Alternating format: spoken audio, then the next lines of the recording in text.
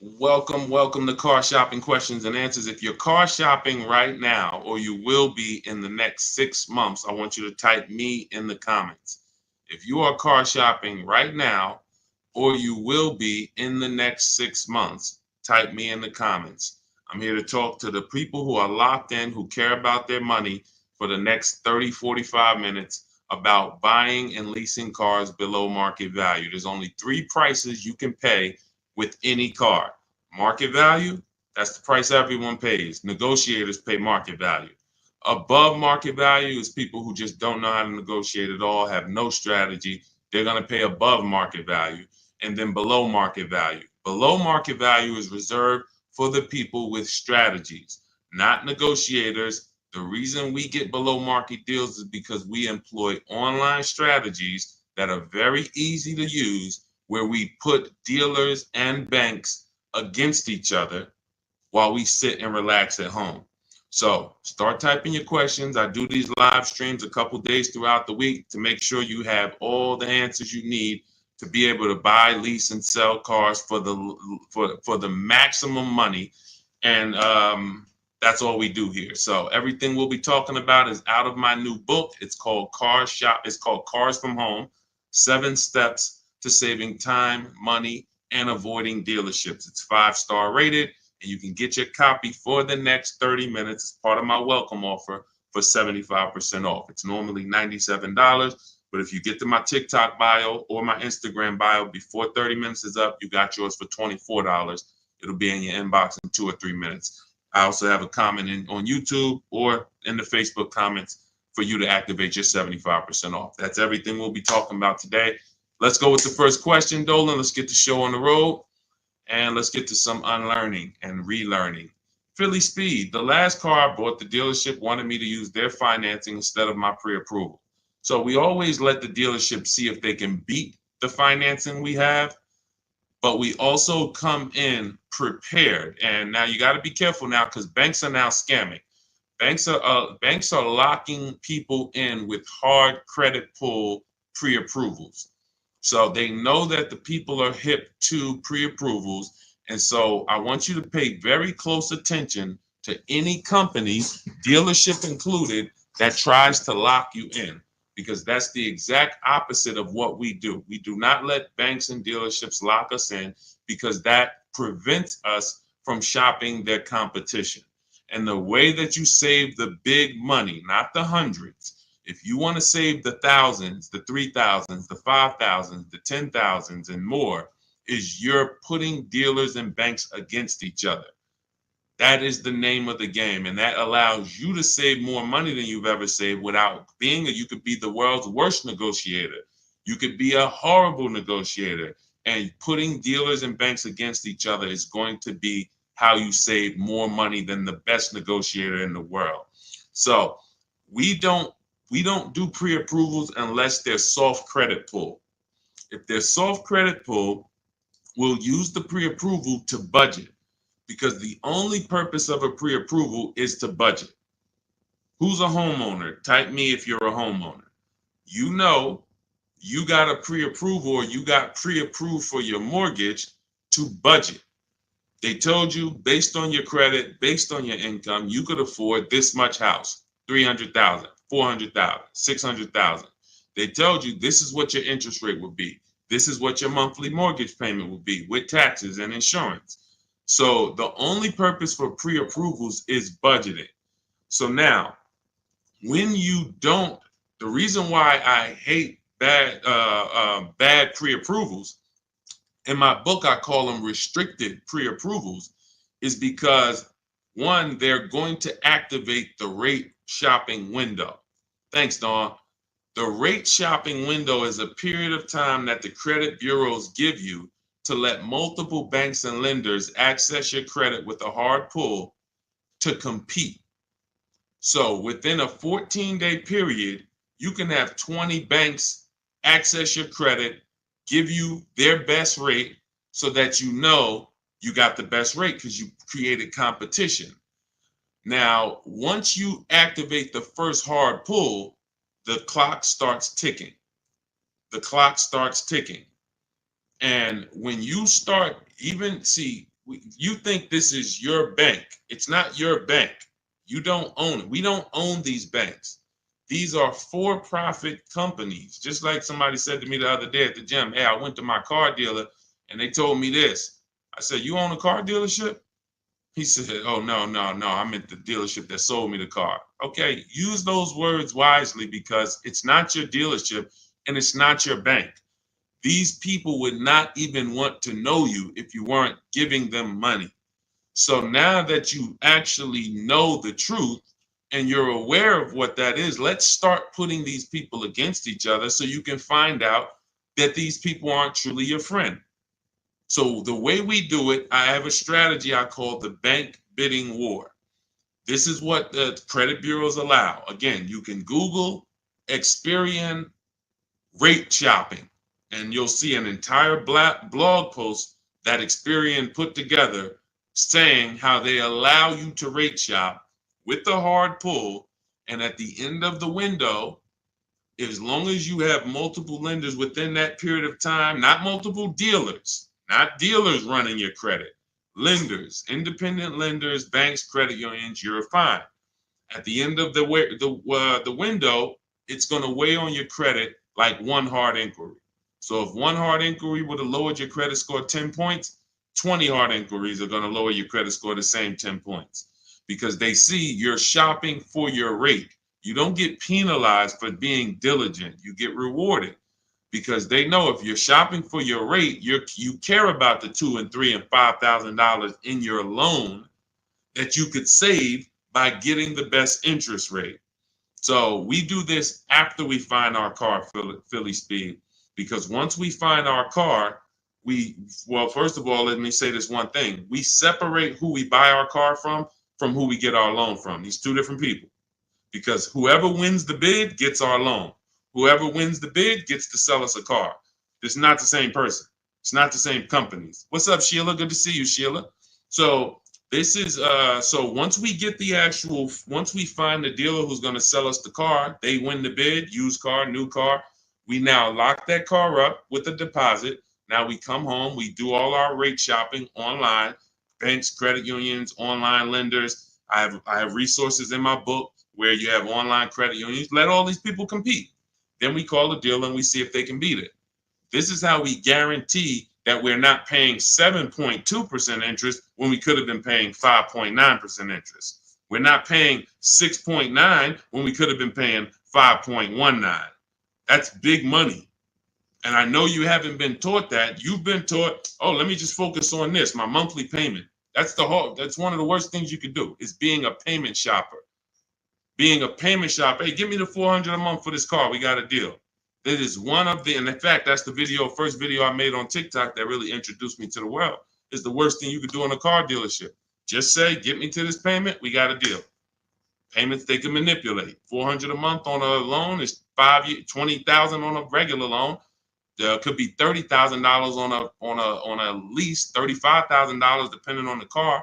On a lease, could be $18,000, $15,000 with bad credit. $400 a month. There's so many ways to get this $400 a month. So you don't want to be mixing these things. You want to separate your loan shopping from your car shopping. And it's easy when you're paying cash. Cash buyers don't make these mistakes. Cash buyers still overpay. They don't get, unless they're bidding, but they don't make the mistake of mixing their payments and thinking, wow, just because I got a good monthly payment means I got a good price on the car. Absolutely not. You could have a great monthly payment, but you paid a terrible price for the car. Two totally different things. That's why we separate them. Go ahead, Dolan. I see a lot of questions coming in. Let's go. We'll keep more coming. Let's go. You ever had bad? Okay, let's go to the next question. I don't even know what that means. I don't even know what that means. Go ahead, Dolan. Next question. Maybe it was a typo.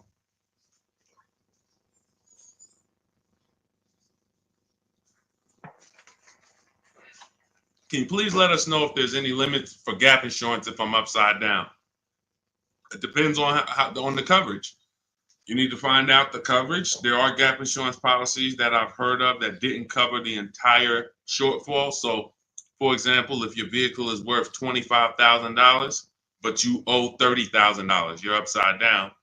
If your vehicle gets stolen and not found or totaled, you're going to owe money. And I've seen this happen so many times throughout the years because people didn't get gap insurance.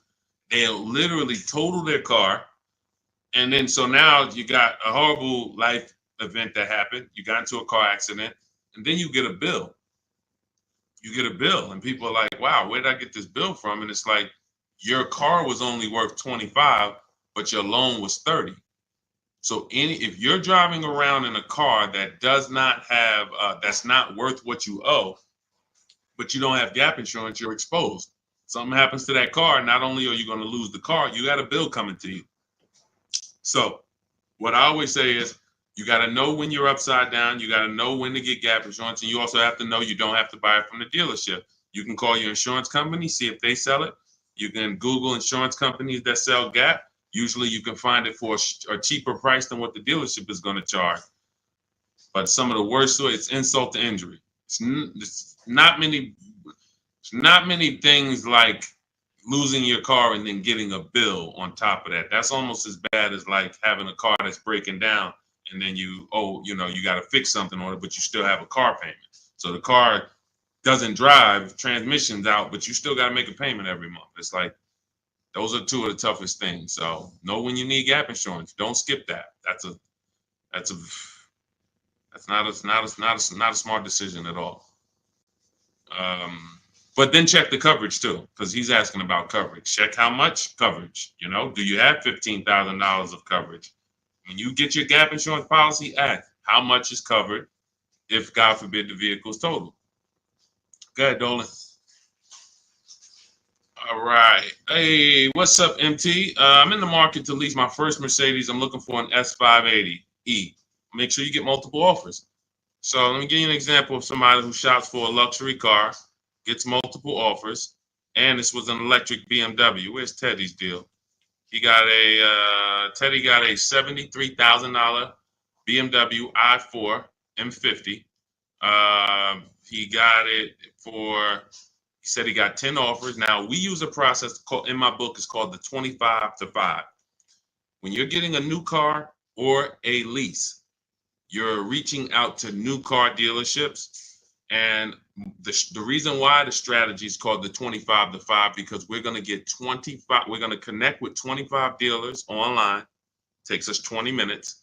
Using my email scripts, we're going to get 5 offers. So it's 25 connections, 5 offers, 25 to 5. Now, some people you'll see they've gotten more offers using the strategy. In Teddy's case, he said, I received 10 offers. I only used the scripts provided. Closed on a 2024 BMW, $73,000 MSRP, $856 a month. Now, here's what I always say, and Teddy is going to confirm this. When you properly shop multiple offers, you are going to see a wide range. If you shop the right way, your best offer should be $150 to $200 apart, at least that different. So your highest offer should be at least close to $200 apart from your best offer. And sometimes it's even more than that. So in Teddy's case, you can see the dealer's initial offer came at $937 using the counter offer calculator, which I have in my book. You get access to this calculator where we put all our offers in, and then it spits out the counter offers based on the best offer we received. He said I counted at $829. He came back at $856. That's where he closed the deal at. So $856, $73,000 vehicle. That's a 1.1% lease. The way you judge your leases is you divide the monthly payment into the total MSRP, and that gives you what the percentage is. So he got a 1.16% lease. But here's what's very important. My highest offer during this process from a different dealer was $1123. $1123, even after his counters. So when I tell you that 80% of dealers are overpriced, had he been inside that dealership that was $1123 trying to negotiate, it would not have mattered how great of a negotiator he was. The $1123 dealer is not coming down to $856 because the $1123 dealer is an 80% dealer. They're not going to sell the car if they can't make a certain amount of money. And that's what the 80% do. They'll discount and say that's the best we can do. They're not lying to you, but it's not the best their competition is willing to do. So if you're in a dealership that's an 80% dealer, this is why I said at the beginning of the stream, negotiators lose all the time. Great negotiators who don't use a bidding system lose all the time. I don't care if you're in sales, you say, Deshone, I've been in sales, I negotiate for a living. You lose all the time because there's no way for you to know the bottom of a vehicle. You don't know, is the bottom 7,000 off? Is it 3,000 off? Is it 15,000 off? What's the bottom? And the only way for you to know the bottom is to get multiple offers from multiple dealers and see the one who gives you the best offer.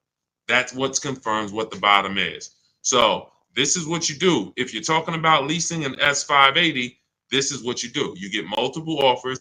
On an S580 $100,000 car, you should see a $400 swing from your best offer to your worst offer. You might see $1,100 a month and you might see $1,500 a month from one dealer. That is from a different dealer. That's how different it is. Now, if you want to call around and try to get the quotes yourself by the phone, you can do that. We don't do that. We use email because I believe that most people don't like talking to car dealerships. Believe it or not, there are some people who do, and God bless them. Go ahead, do your thing if that's you. Start calling around. But if you're like, you just want to be able to copy and paste and use emails, that is all in my digital book, Cars from Home, 7 Steps to Saving Time, Money, and Avoiding Dealerships. It's already 5-star rated. Thank you to everybody who's taken the time to write a review about the book. This is one that we got the other day. Marguerite, I started pulling these up. This book is a must if you're thinking of getting a new or used car. So much has changed in the process since I bought my car 40 years ago. Think of it as a workbook. Even though you finish the book, you'll refer back to it several times. This is another one that I snatched. Deshone the Auto Advisor book, Leave Nothing to Chance from A to Z. He covers every aspect of car research, acquisition. I use the step-by-step approach from securing financing first to better understanding what I could realistically afford. Researched several vehicles, which led to the certified pre-owned. I reviewed my car specs, model years. See, what he's doing is he's walking you through the process I walked him through. That's what it is. It's a process. So when you get Cars from Home, my digital book, you now have a process for getting below market leases, process for getting below market car deals, a process for selling your lease instead of returning it to dealers and they go and sell your lease and make $2,000, $3,000, $4,000 and you didn't even know you could sell leases. You sitting here like, man, I didn't even know you could sell a lease. How much has that cost you? Let me ask you a question. You're like, Deshone, I didn't even know you could sell a lease. How much has just that alone cost you? If you don't know you could do it, you certainly don't know how to do it. There's still you listen, honestly, you might have been taught you can't even sell your car without the title. Who was taught that? I got to have my title before I could sell it.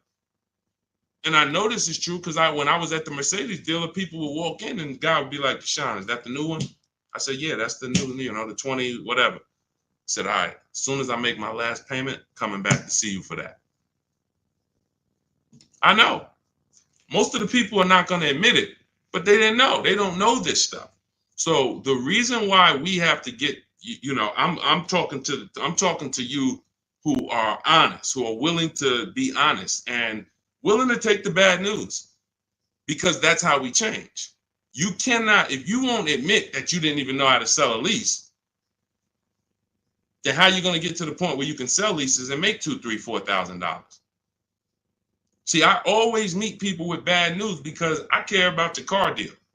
I'm not the person who meets you and says, hey, Milton, you're doing a great job. Brandon, Randy, you guys are just doing a great job buying these cars. Look at your deals. Wow, you're getting 1% leases. Wow, look at all these offers. You're getting $5,000, $10,000, $15,000 off on all of these offers. Great job. Oh, man, look at your pre-owned car. You got a huge discount. Originally, this car was $50,000 and you got it with good mileage for $26,000. Wow, you got a great discount on this pre-owned car. That's not how I'm meeting you. That's not how I'm meeting you. I'm meeting you. You don't even know that you should be getting the new price of a used car. You're looking at a used car. Duh, I'm looking at a 3-year-old car. Deshone, how do I know if this is a good deal? Well, we need the brand new price. What was that car brand new? Was it 50? Hey, when I was looking at my Infinity truck, I was buying an Infinity truck 2 years ago. I was looking at 4 white ones. 4 white ones. They were between $30,000 and $32,000. Now, most people would have just said, oh, well, let me pick the best one. Close my eyes, did a roulette, and they would have got in trouble. Why?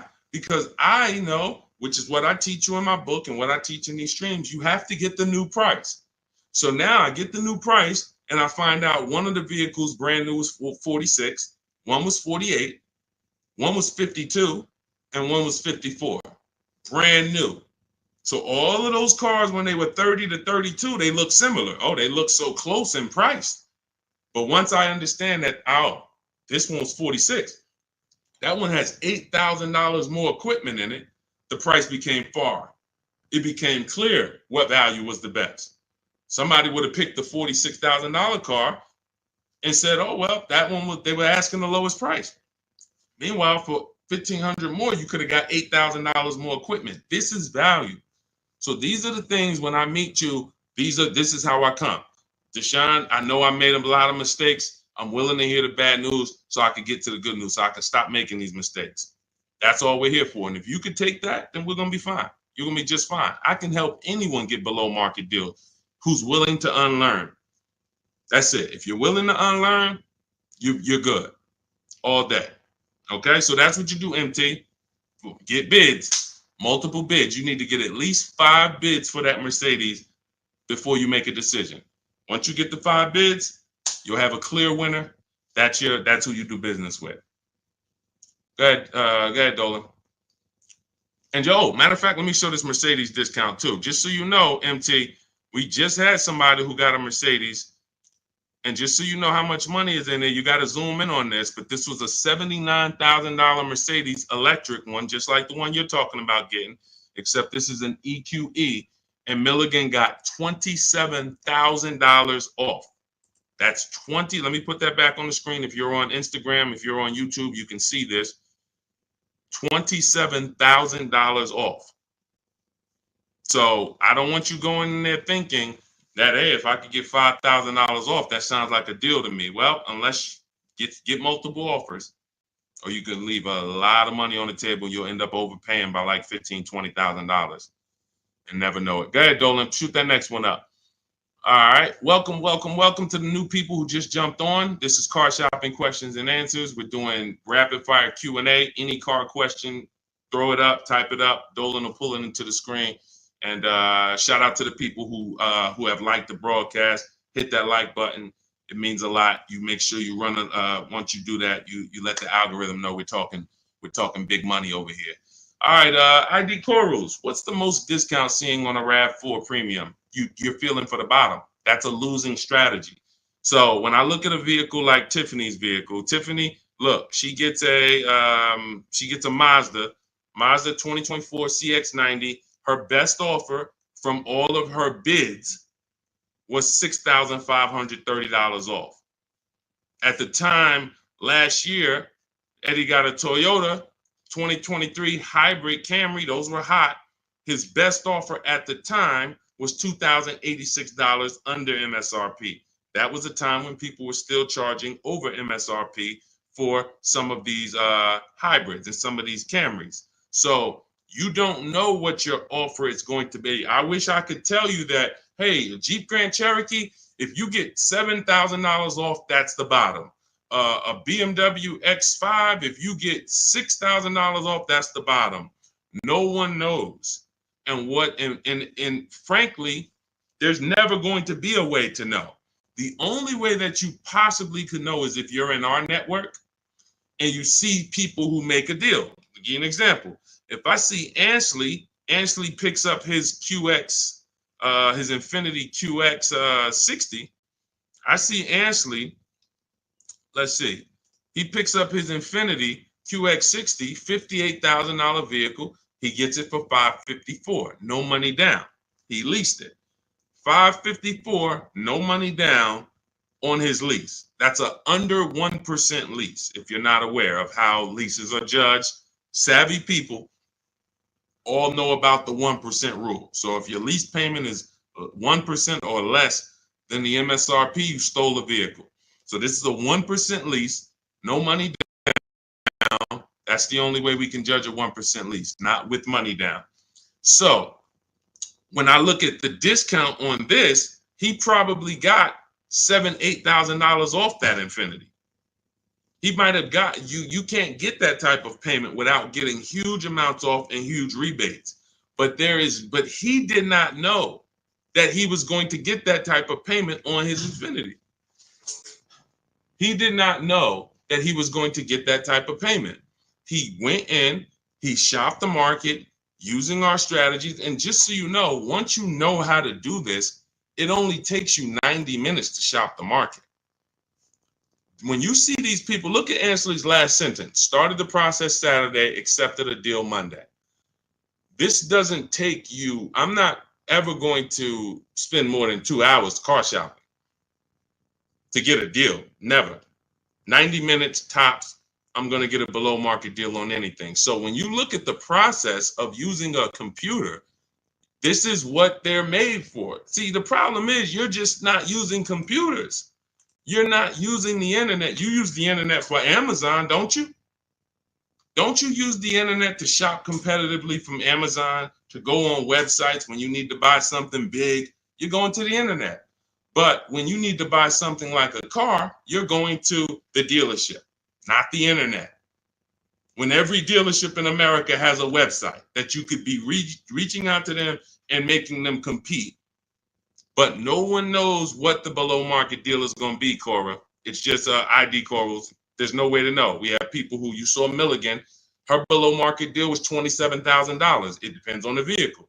That was an electric Mercedes. Sean's below market deal on a F-150 Lightning that he got was $20,000 off. Where's his deal? Look, Kimberly, she got a Maserati. That particular Maserati, the below market deal was $20,000 off. But as I said, Sean, $20,000 off. But Tiffany was $6,500 off. So when you see on the Mazda, so it's different for every vehicle. You have to understand that. And there's no way for you guys to know that. Unless you're in our group and then you see somebody get a car that you want and you're like, wow, if he just got 20 and he did that work, then I know the below market deal is 20. Let me go get it. But you still got to send your offers out. But there's no way to know. And when you try to guess, you get in trouble. That's what negotiators do. That's what negotiators do. They'd be like, all right, I feel like I got 7,000 off this. I think I did good. What if you could have got 12? What if you could have got 17? You're not doing good. All right, go ahead, Dolan. Absolutely applies to used cars. Our system in my book, somebody said, does this apply to used cars? Our system in my book is below market used cars, below market leases, and below market new car purchases. We also have the bank bidding war where we make banks and credit unions bid for our business instead of going and begging one bank to give us a loan. So we also sell leases and sell. So we run pretty much an organized bidding system for car buying and leasing.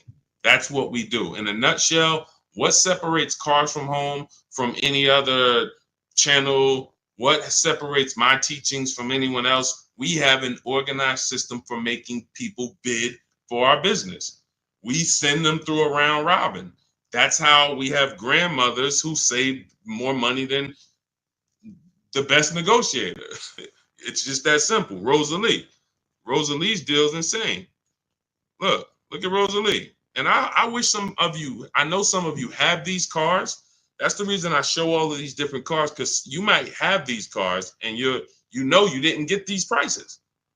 So that should be a wake-up call when I show all these cars, Jeep Grand Cherokees, QX50s, Mazda CX90s. Some of you have these vehicles. And you can look at your deal, look at your paperwork, look at your selling price. Look, do you see any rebates included? Look at your price and be like, you'll see, man, I didn't get these prices. She got a 2024 Infiniti QX60, $59,000 vehicle. Look, her payment is $592 a month. It's a $59,000 vehicle. Some of you lease this vehicle, you put down $5,000 and your payment's $500 a month. She put down nothing. So this is below market. I told you at the beginning of the stream, it's 3 prices that you can pay for any car. 3 prices. Market value, that's what negotiators pay. Above market value, that's for people with no strategy pay. Can't negotiate, no strategy. Just please, just get it over with. Tell me what it costs. They're paying above market value. And then below market value. Below market value is reserved for the people who know how to make people bid and compete for their business. Okay. All right, go ahead. Every time you get a hard pull on your credit, it brings down your credit score. That's why you want to mix them with, you want to have, all right. So first of all, you want to understand that this is called the bank bidding war. And this is an organized process that we created based on what the credit bureaus allow. The credit bureaus allow you to have multiple banks and lenders access your credit within a certain period of time, and it will show as one hard inquiry on your score. You'll see the inquiries, but the score, where one inquiry might drop your score 10 points, you could have 20 inquiries, but it's still going to be the same 10 points. And you can Google very simply, go to Google, type in Experian, which is a credit bureau, rate shopping. And you'll see the article that Experian themselves wrote telling you how you can rate shop. Banks don't want you to know this. Dealerships don't want you to know this, but we do this. So this isn't something that's new to us. It may be brand new to you, but think about that. If you are letting a lender lock you in to one offer, that means you're not shopping your interest rate. If you're going to Navy Federal because you're so gung-ho and super chummy with Navy Federal, but you're not letting anyone else compete against them, then you're not getting the best interest rate you could be getting. You certainly don't know it. You think because, oh, Navy Federal, they're my credit union, they would never charge me a higher interest rate than someone else would. Who said that? Their goal is to make money. So we use a strategy that is allowed by the banks, by the credit union, by the credit bureaus, and most people don't know about it. That's fine. Most people don't know anything about what I'm talking about. So everything that we're talking about here, most people don't know about selling leases. Most people don't know about getting bids for their cars instead of trading. Most people don't know about sitting online and contacting 20 dealers to get a lease quote using online scripts, emailing only to get 5 offers. Most people don't know about anything we're talking about, leasing, and how leasing saves you way more money than buying unless you keep your cars 8 years. If you keep your cars 8 years, then leasing doesn't save you more than buying. But if you don't keep your cars 8 years, leasing, getting below market lease deals like some of the ones you see that I've shown you, saves you way more, thousands more than buying. Most people don't know any of this. So it's not about that. It's about, will you know it, Dawn? I don't care about what most people know. I care about the people who are like, look, I want to know this. I want to know how to make sure I shop for my interest rate and don't let the dealer shop for it for me, or don't just let one bank give me their offer. No, it's too much money. You know the difference between, and I want to pull this up, the difference in interest between on a $40,000 loan, $40K loan, what's the difference in interest from, let's say, 5.9 to 7.9%? Because we're so busy talking about the money on the car, but we totally overlook the money in the loan. And we don't. So when in my process, those of you who have my book, you know the bank bidding war. You know we're taking shopping at home for our loan just as serious as we're taking getting the best price for our car. So look, on a loan period, 5-year loan, interest paid on a 5.9%, 5.9%, hold on, interest paid at 5.9 is 15.8, difference is 4,000. Positive comparison and interest cost, $40,000 loan over 3 years and 5 years. $11,000 in interest? That can't be right. Interest paid is that can't be right. Hold on.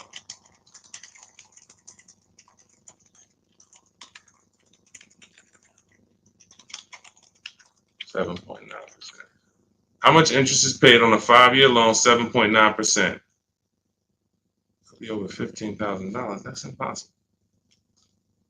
7.9 is that's impossible.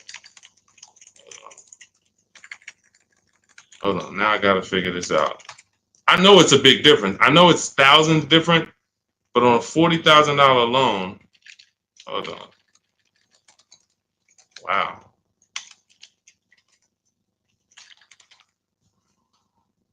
All right. So if I put in a $40,000 loan, 60 months, 7.9% interest, 0 down payment. Forget about sales tax. Let's see, calculate. All right. Principal, interest. Why is it not giving me? Here we go. Total loan interest is $8,500. Okay, that sounds more right. Okay, so on a $40,000 loan at 7.9, interest is $8,500. Now at 5.9, interest is $6,200. $6,200 versus $8,500. That is $2,300. $2,300 from 7.9 to 5.9. So when Navy Federal gives you a 7.9% rate and you're just like, oh, well, I guess I'll just take it. That's my credit union. And you're not shopping them. You're giving them money without even trying. And everything we do is quick, simple from home. But you need to understand how much money you have given to these banks and dealerships by just not making them compete. You're not just magically getting big money off and saving all this money. That's just not, it's too much money in car deals. Go ahead, Dolan.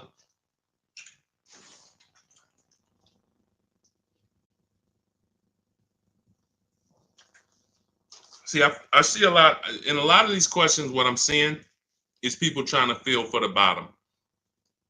You don't want to use competitive strategies. You're not going to get there that way. Michelle, what's a good APR on a 2014 car? First of all, a 10-year-old car, you shouldn't have a loan. In my book, I teach something called the rule of 72 and the 10th birthday.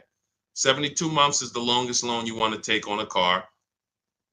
Anything longer than that is like a 50-year mortgage. If you got to take a 50-year mortgage to afford a house, you can't afford the house. So why is the 10th birthday there? Well, that's because we should have the car paid off by the 10th birthday. In true affordability, you can do this. If you can truly afford a car, you can do this.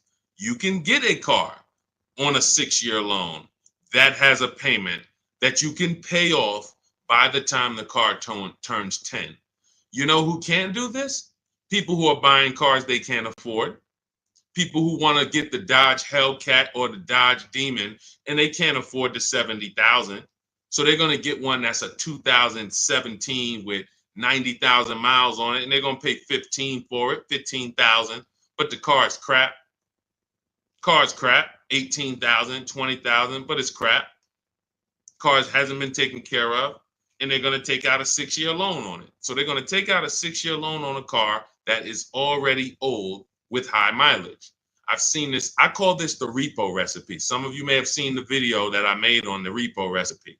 The repo recipe created the rule of 72 and the 10th birthday, where I started looking and saying, by far, the amount of people I see losing cars to repossessions are people with loans on older cars. They own loans on older cars that instead of getting a nice, smaller, maybe less socially impressive used car, they want to get something that looks better, has more amenities to them, as more in a class of luxury. all right, Deshaun, I could get this 2015 BMW. It's it has 90,000 miles on it. They only asking 14 grand. It's a horrible decision unless you can pay cash, because all you're doing is investing in a car for 5-6 years with payments that is already due for repairs. At 10 years old, the car you're asking about, Michelle, is already due for repairs. This is the age of the car. This is the age of the life cycle of the car where repairs should be normal. 10 years old, the car should be paid off. And every 2 years, you go to your mechanic. Hey, what does it need? They say, okay, hey, you got to put 1,000 into it. You got to put 800 into it. No problem. Here you go. Let me keep my car running. That's the age of repairs. But when you're starting a fresh loan on a car that is in the age of repairs, this is what I call the setup for the repo recipe, because you're going to now get this payment, $400 a month, $300 a month, $500 a month, whatever it is, and you now have a surprise. Hey, car's breaking down. Hey, what's this light flashing on my dashboard? Hey, what's this going on? What's this sound I'm hearing in the back? That's because you bought a car that is in the age of repair and you just bought it like it wasn't. See, if you drop cash on it, 15 grand, I don't got no problem with that. Because now you're going to say, all right, Deshaun, I bought an older car, paid it off, but I'm going to put some money to the side just in case things go wrong. Perfect. But when you're making your car payment and you're paying your insurance and you're putting gas in the car and you have to do an oil change, and then something breaks and it costs you $2,000, you're gonna see the repo recipe, because you're gonna be like, wow. And God forbid something major happens, like the transmission goes, or a head gasket goes, or the engine goes. Oh, forget it. Now you're sitting there with a $400 payment on a 10-year-old car that literally you still owe $16,000 on, and it doesn't even drive. You need an engine. Happens all the time. I've been seeing it happen since 2006 when I got in the car business. And what's the reason? Older cars, long loans.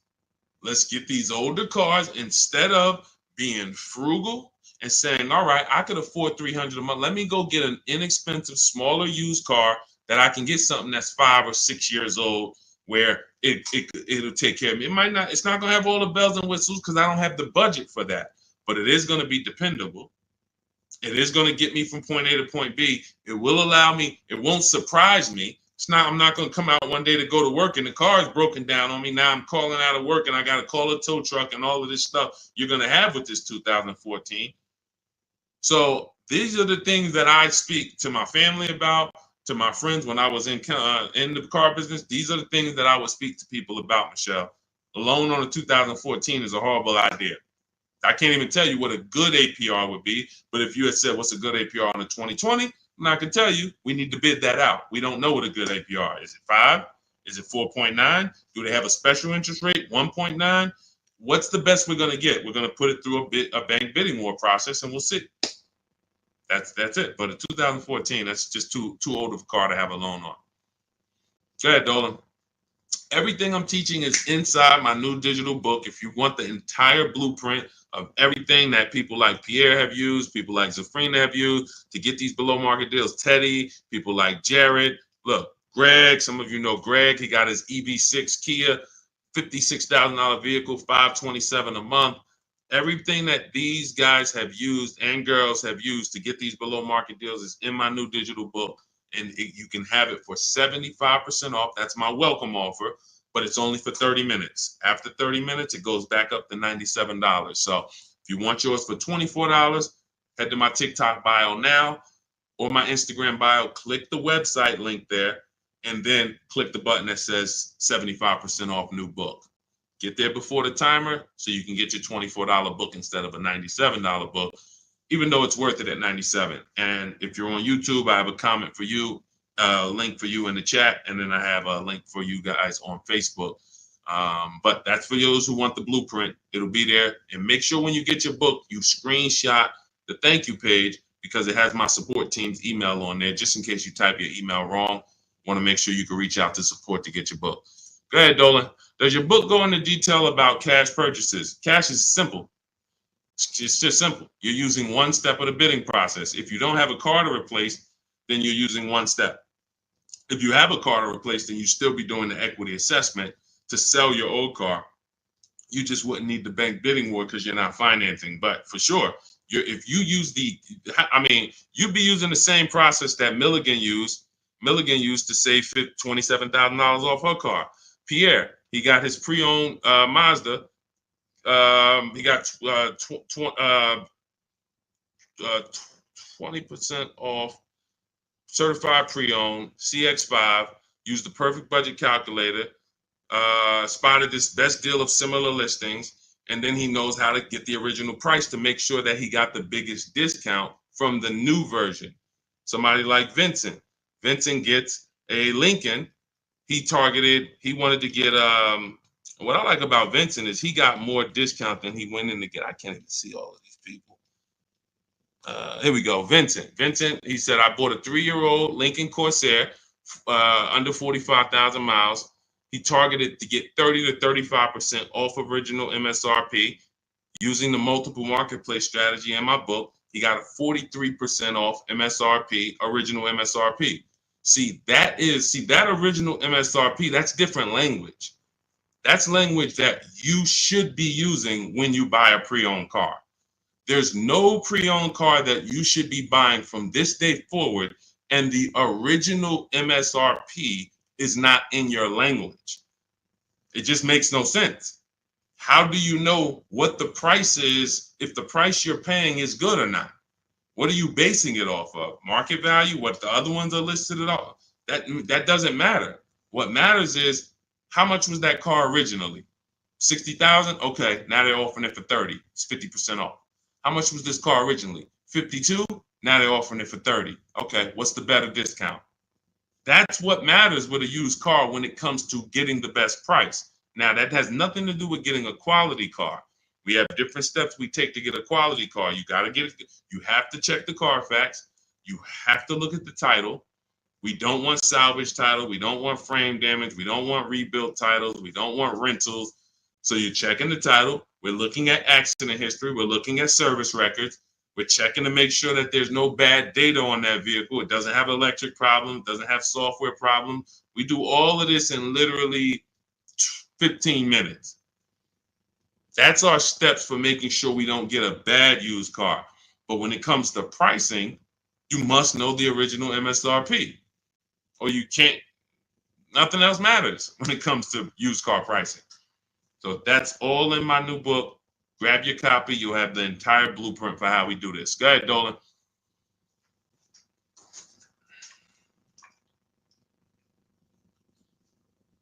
What do you do if your loan is upside down and you want to lease? Transfer it over. In my book, we have 2 ways to get out of a negative equity. There's 3 options with negative equity. 2 lead to a car, 1 does not. So just so you understand the severity of negative equity I call the bad credit for people with good credit. Because when I was at the dealership, people walk into Mercedes, and if they left with they could have an 800 score. If they had too much negative equity, they were not leaving with the car. So there's only 2 things that I've witnessed in my career that stop people from getting deals on cars. Credit's too bad, negative equity. So that means it's a serious thing. So what I say is understand the cause. The cause, which you seem to know already, Lavis, is you should be leasing, but you buy. That's why Lavis is asking about going from a negative equity deal to a lease, because the taking out 5-year, 6-year loans is what you do. Then you go and you replace those cars in 2 or 3 or 4 years. You have negative equity. Happens all the time, especially to you who doing no money down deals.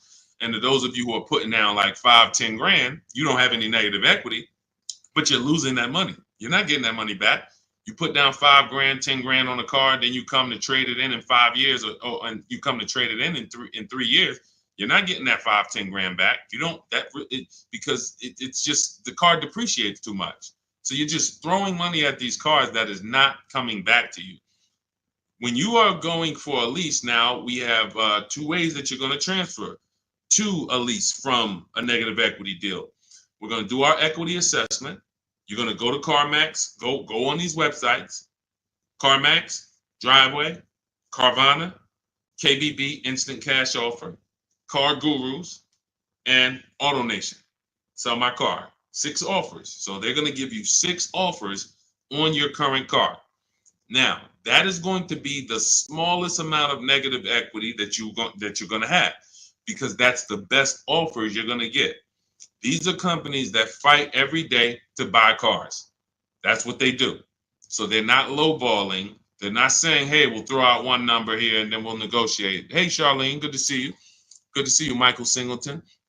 They're not doing that. They're coming in and saying, all right, we're going to put our best offer online. And then when we inspect the car, if there was something that you didn't tell us about the car, if there was something that you left out, we're going to need to deduct that when we inspect it. So they're putting their best offers online right there. And so that means that's going to be your lowest amount of negative equity, because you're getting the most for your car if you sell to one of them. So let's say your highest offer comes from a Car Guru's dealer who wants to buy your car for $19,000. Let's say you owe 21. You owe 21, they want to buy it for 19. Hey, Steve Long, what's going on? Good to see you. What should you do? You should pay the difference, because when you pay the difference, you're closing the deal with the least amount of negative equity. That's what you want.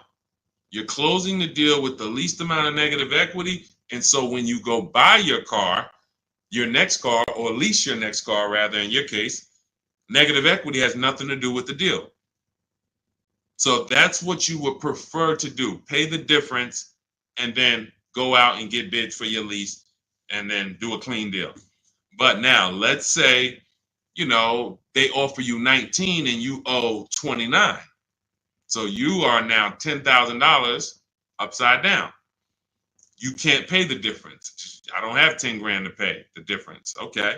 Now what you have to do is you have to transfer that negative equity to your next deal, which means you have to trade your car in. And we don't trade. We don't like trading because you can't get bids. What's up, Dion? Good to see you. You can't get bids. The reason why when y'all hear me say trading is a curse word is because you don't get the money your car is worth trading it. You don't get the money anything is worth trading it. So now you've bought this car, you found this deal, but now you have to go to the dealer and say, all right, I need you to take a look at my car. Now, what happens if Carvana offered you 19, but this dealer can only pay 17? It's just all they can pay. They can't match that offer. So you're going to have more negative equity in most cases when you have to do this. So, but that's okay. If you can't pay the difference, this is your only option. Now, it's very important for those of you who are trying to do negative equity trades and then go into a lease that you understand loan to value ratios, because that's what's stopping you from getting your deals. When you go to buy a car, the bank usually gives you 20% above the value of the car. That's the max the bank is going to really give a person with good credit. Sometimes a little more, but we'll use that it could go to 25%. Ridiculous banks will go to 30%, but 20% is really benchmark. So if the car you're buying is 40, the bank is going to lend you max 48,000. That's 20%. So no dealer, no bank. What's up, Benito? Nobody can get $50,000 approved on that $40,000 car. So when you buy your car, you're trying to buy the car, put the taxes in, put the fees in, and then throw the negative equity in. So the car was 40. Next thing you know, you're at 52, and you want to do a no money down deal. And you're wondering why you can't do a no money down deal, because the bank is saying we're not going to lend 52 on a $40,000 car. That's when they come to you and they'll say, hey, you got to put money down. Can you come up with $5 grand? Because we can't get the bank to approve it. It's loan to value. Now, also, what you need to keep in mind is when you can get big discounts off the vehicles, you can actually bring over more negative equity. When you look at Sean saved 20 grand off his vehicle. If he had to throw 7 grand negative equity on there, he could do it. If you had to throw it, honestly, he got a $20,000 discount. If he had to throw 20 grand of negative equity on here, he could do it. Payment's going to be high, but he could do it. It wouldn't affect the loan to value ratios because he got a huge discount off the vehicle. We talked about Tiffany. She got $6,500 off of her vehicle, her Mazda CX-90. If she wanted to slap $7,000 of negative equity on top of this deal, she could do it because she got a big discount. And the bank says, well, we're basing the loan off 44, not the fact you bought it for 36, 38. You got a big discount, but that we don't care about that. We're looking at 44 and we'll lend up to 51 or whatever. So if she gets $7,000 off and she wants to throw $7,000 in negative equity, the bank's going to say that's fine, no problem. So it has a lot. It has a lot to do with how much negative equity you have, and also what is the vehicle you're getting and how much discount did you get off that vehicle. That's what matters. So make sure you understand what's causing negative equity, which is for you. So because, like I said, Lavish seems to understand she's going into a lease, but the cause for negative equity is buying cars when you should be leasing. Very simple. Yeah, Bella, that's a $7,500 rebate, and that's not the only thing you should be thinking about. Like you want to look at what discount can you get in addition to the $7,500 rebate. That's how we have people that are saving, $15,000, $10,000, $20,000. They're getting the rebates for the electric vehicles, but they're also getting huge discounts from the dealers that are winning the bid. Go ahead, Dolan, shoot the next one out. Okay, all of this is in my new digital book. It's called Cars from Home, 7 Steps to Saving Time, Money, and Avoiding Dealerships. This is the blueprint. This is 14 years of car business experience with Mercedes, with General Motors, and running my own brokerage and teaching thousands of people online how to get these below market deals and using a system. We don't wing it. It's not an accident. It's not like, oh, I hope this works. This is a particular set of things you do online to make dealers and banks bid, and success is guaranteed. If you trust my process and forget about your old way of no process, you will be fine. The success is guaranteed. So as part of my welcome offer, you can get the book for 75% off. It's normally $97 because it's worth every penny. I didn't want to price the book like it was a regular book because it's not.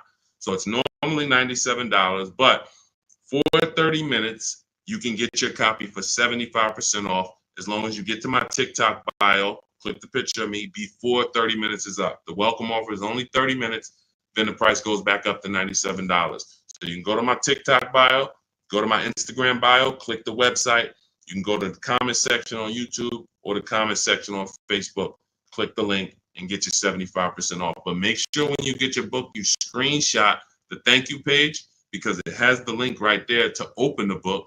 And then I also email you a copy, but sometimes you'll type your email in incorrectly and we can't email it. So you'll have my support team's email just in case.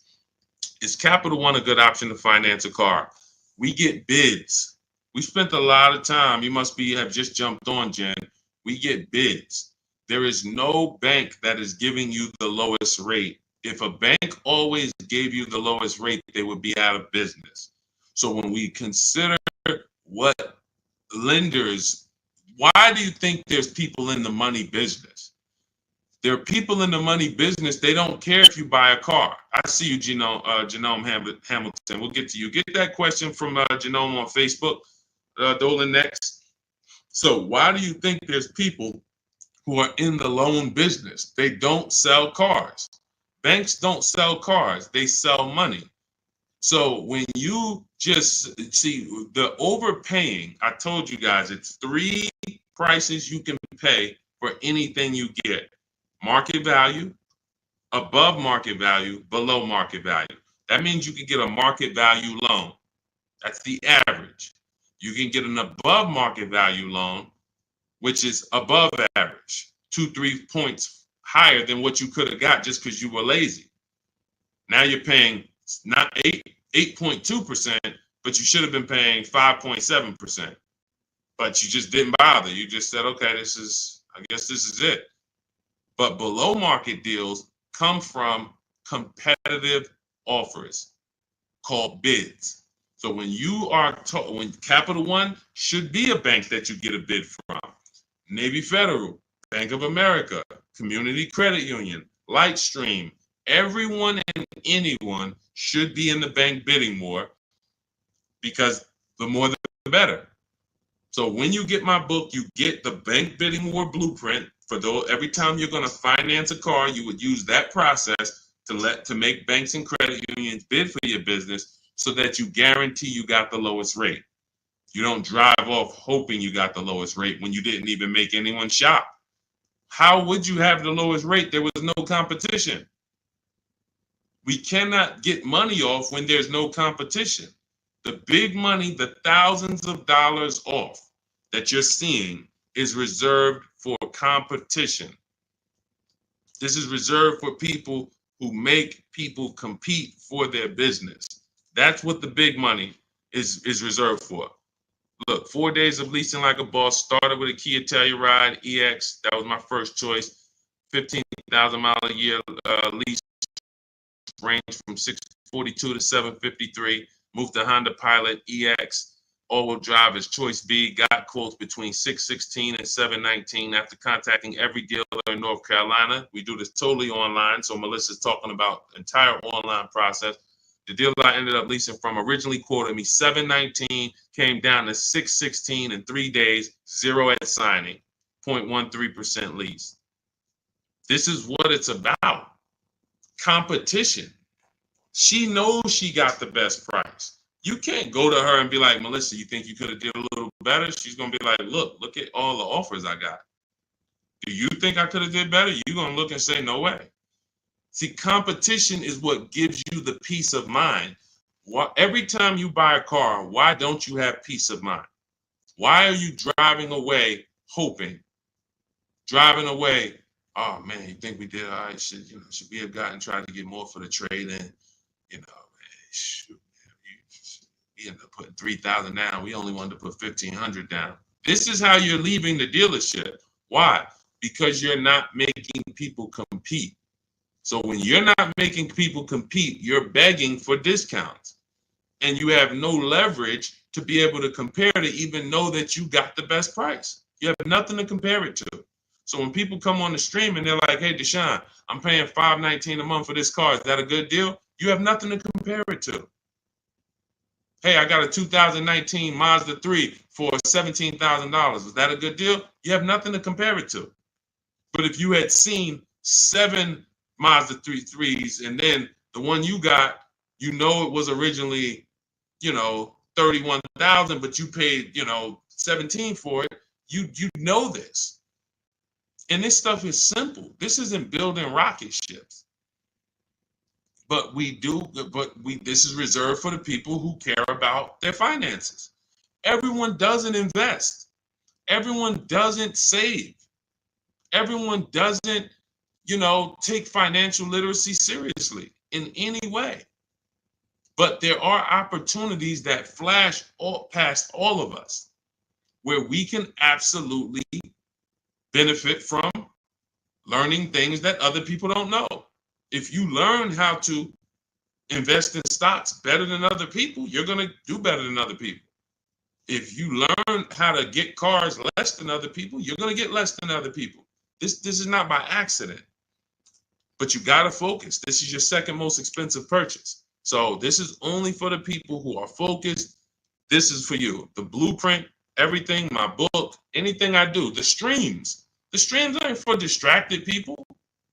We can't do nothing with distracted. There's people on here right now. They've got me on one channel, playing video games on the other channel, and then eating with another hand. And they think it's hard to win like that. And we're going to talk about a $30,000, $40,000, $50,000 transaction, and you're not even really focused. So I want the people who are focused to understand your success is guaranteed. Just by being locked in, your success is guaranteed. Because we have a process that you can trust that you no longer have to wing this car buying thing. I've been in this thing since 2006. Car buying is very predictable. New cars, used cars, leases. There is nothing a car salesman is going to say or type to me or send to me in an email or send to my people that I haven't seen before. I used to have to send those same emails, copy and paste them. It's so predictable. So once you understand that, you'll understand why we're able to get these deals.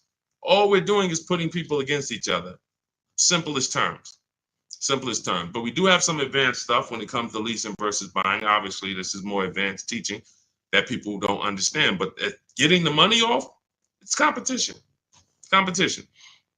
Go ahead, Dolan. Shoot the next one in. Jerome Hamilton, if I get a GM employee discount, can I get a better lease? Who knows if they're going to really give it to you? See, the problem is when you walk in and say, hey, I got a General Motors discount. All right, here, let me work you up these numbers. All right, it's $601 a month with $2,000 down. Oh, that's the GM price? Yeah, that's the GM price. How do you know that? How do you know the GM price? How do you know it's not $3,000 in rebates that I'm holding back? How do you know it's not $3,000 in rebates and I'm only giving you $1,000 of it? Here, hey, I also we have $1,000 rebate. I also put in there for you. Oh yeah, you did with the GM pricing? Yep. You don't know. You don't know. So no matter whether we get X plan, GM deal, Mercedes fleet, does not matter. Multiple offers, because when you get multiple offers, what you're going to see is that some people are not going to give you the GM discount. And some people are not going to give you the rebates.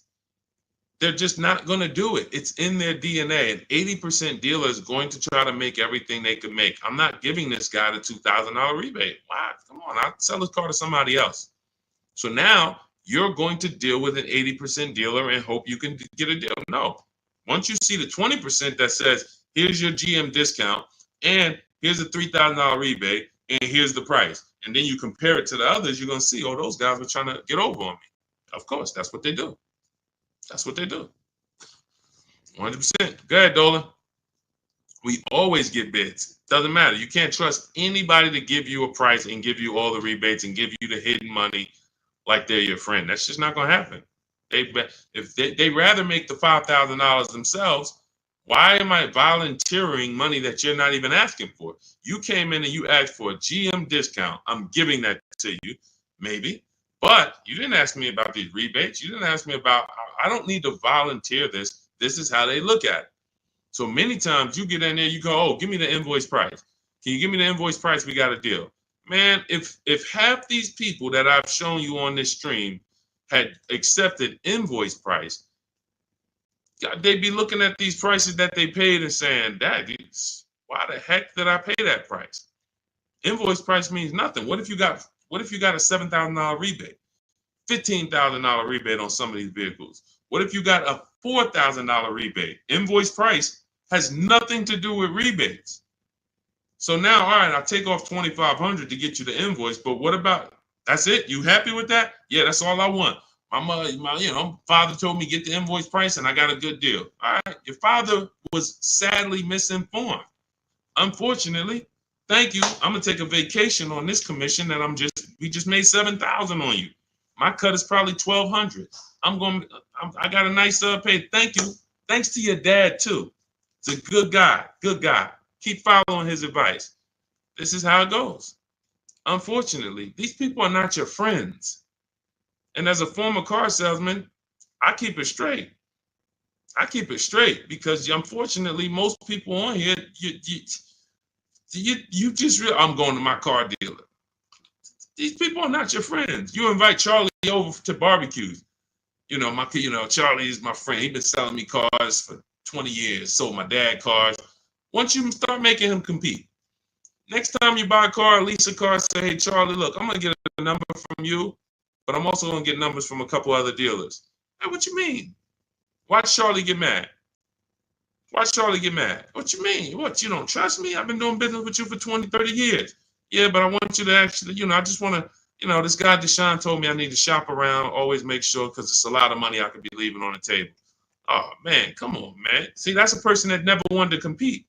He would rather come to your barbecues, be friends with you so that you don't make him compete.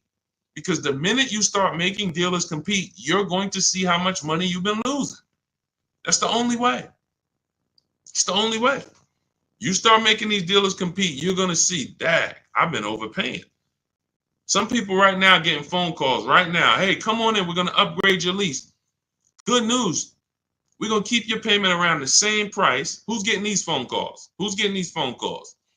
Good news.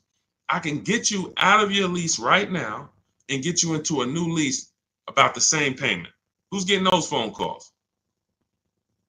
Who's getting those phone calls? I ain't been on since 5 a.m. KD. Chill out, bro. Chill out. Who's getting those phone calls? Right? Hey, come on in. I could get good news. I could get you in the brand new 2025.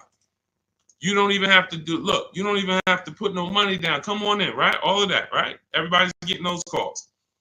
Why? Because 2022 and 2021, they overcharged you and your payment is so high, even though deals are a whole lot better. They were better back then, but they put you in a high deal back then.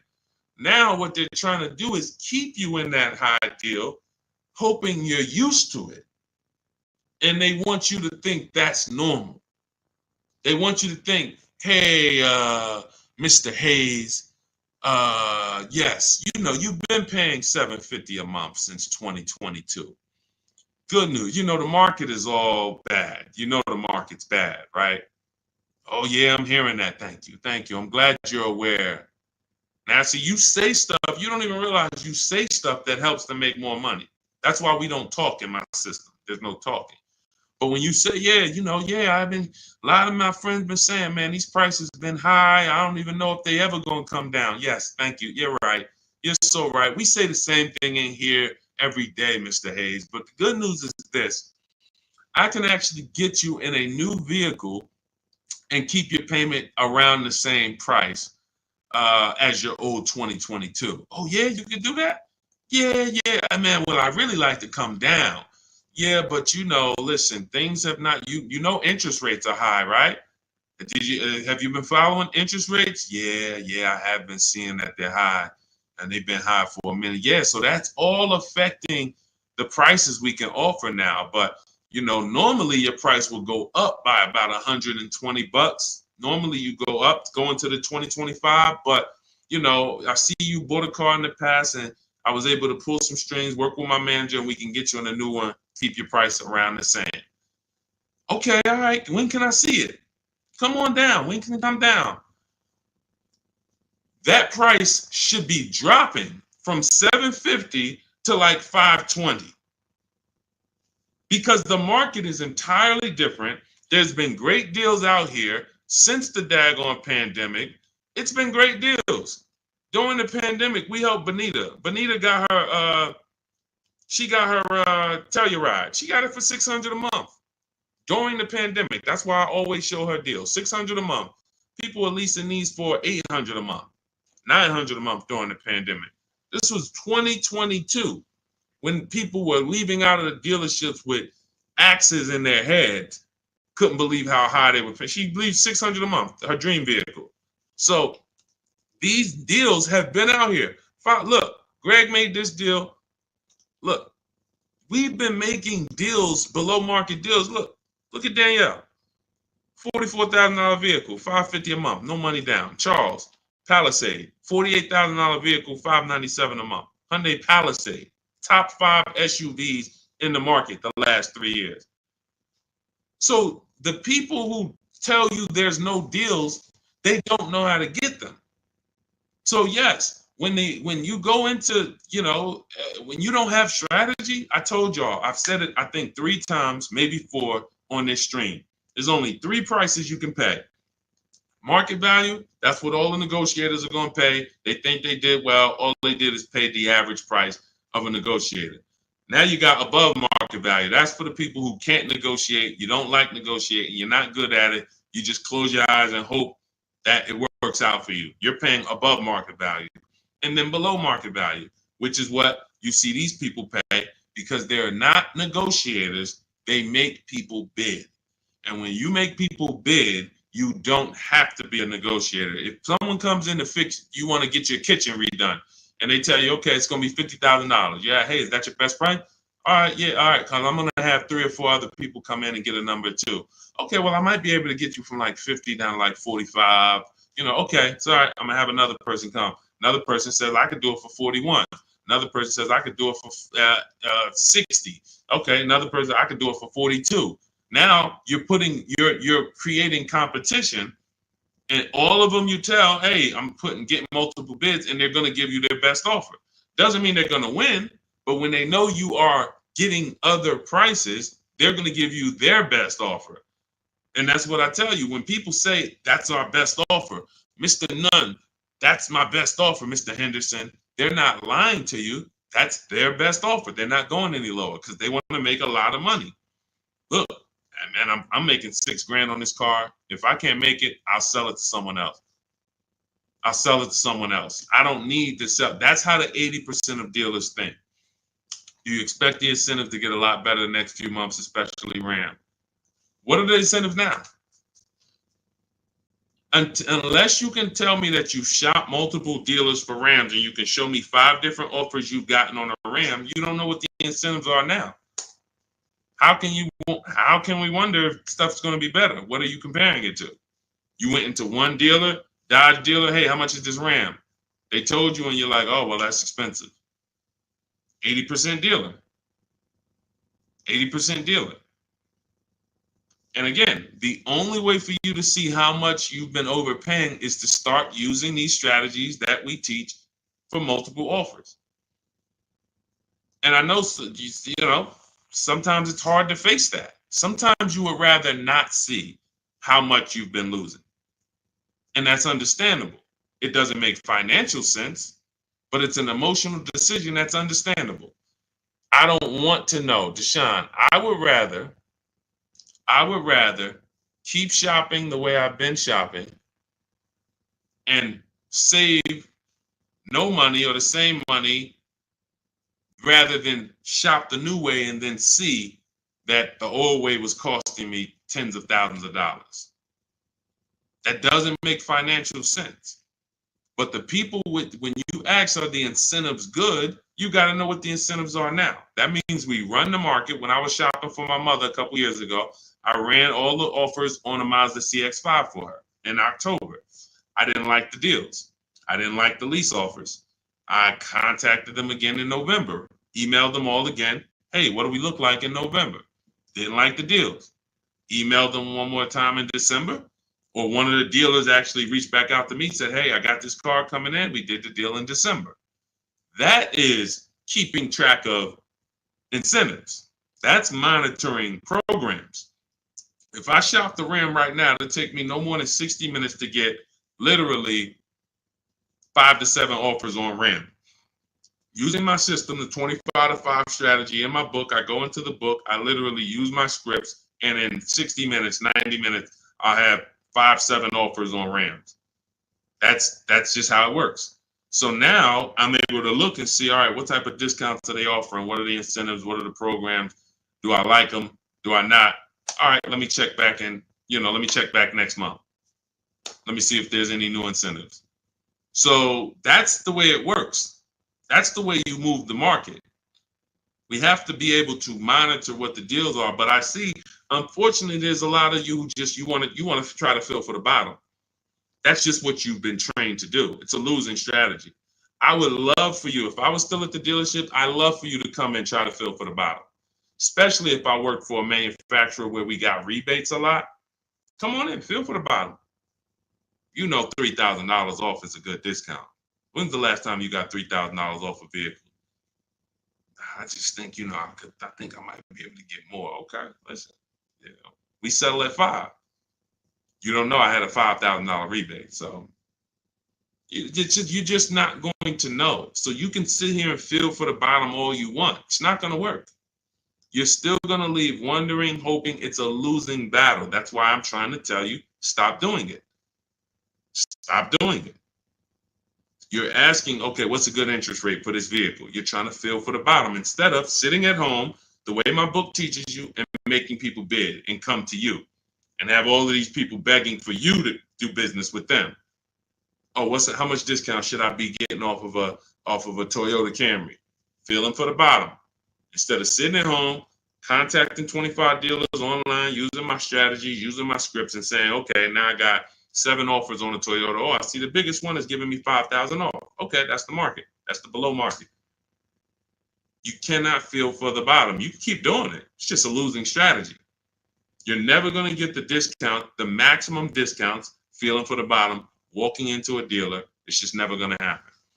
So for those of you who are tired of that, you're like, I don't want to be feeling for the bottom anymore, Deshone. I don't want to be worried about being a good negotiator, Deshone. I want to be able to have a plain, simple system for getting dealers and banks to bid for my business. That's what Cars from Home is, my digital book. 7 steps to saving time, money, and avoiding dealerships. You can get your copy for 75% off. That's my welcome offer.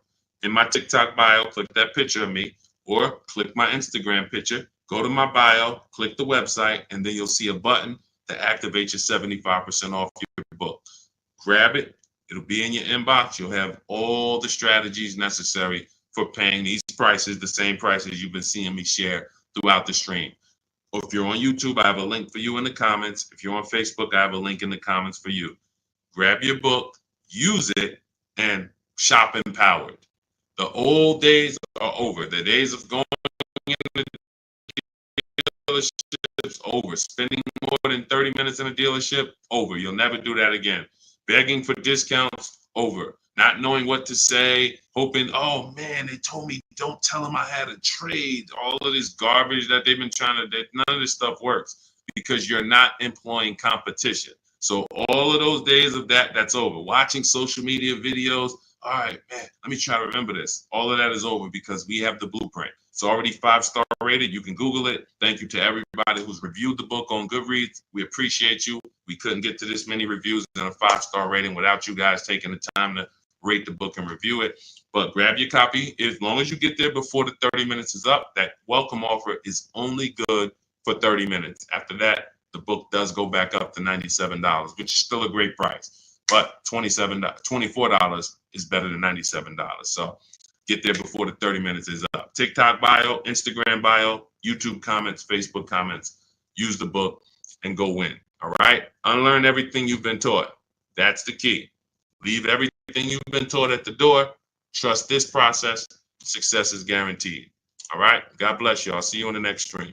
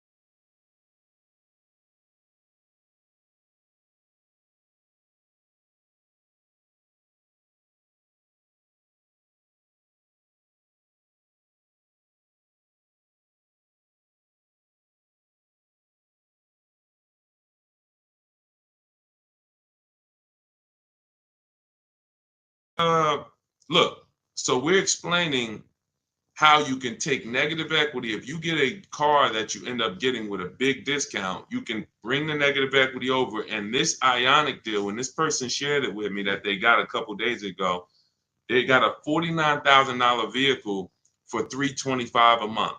Using these systems, using what you're going to learn. But here's the thing. Let's say she had $7,000 of negative equity now.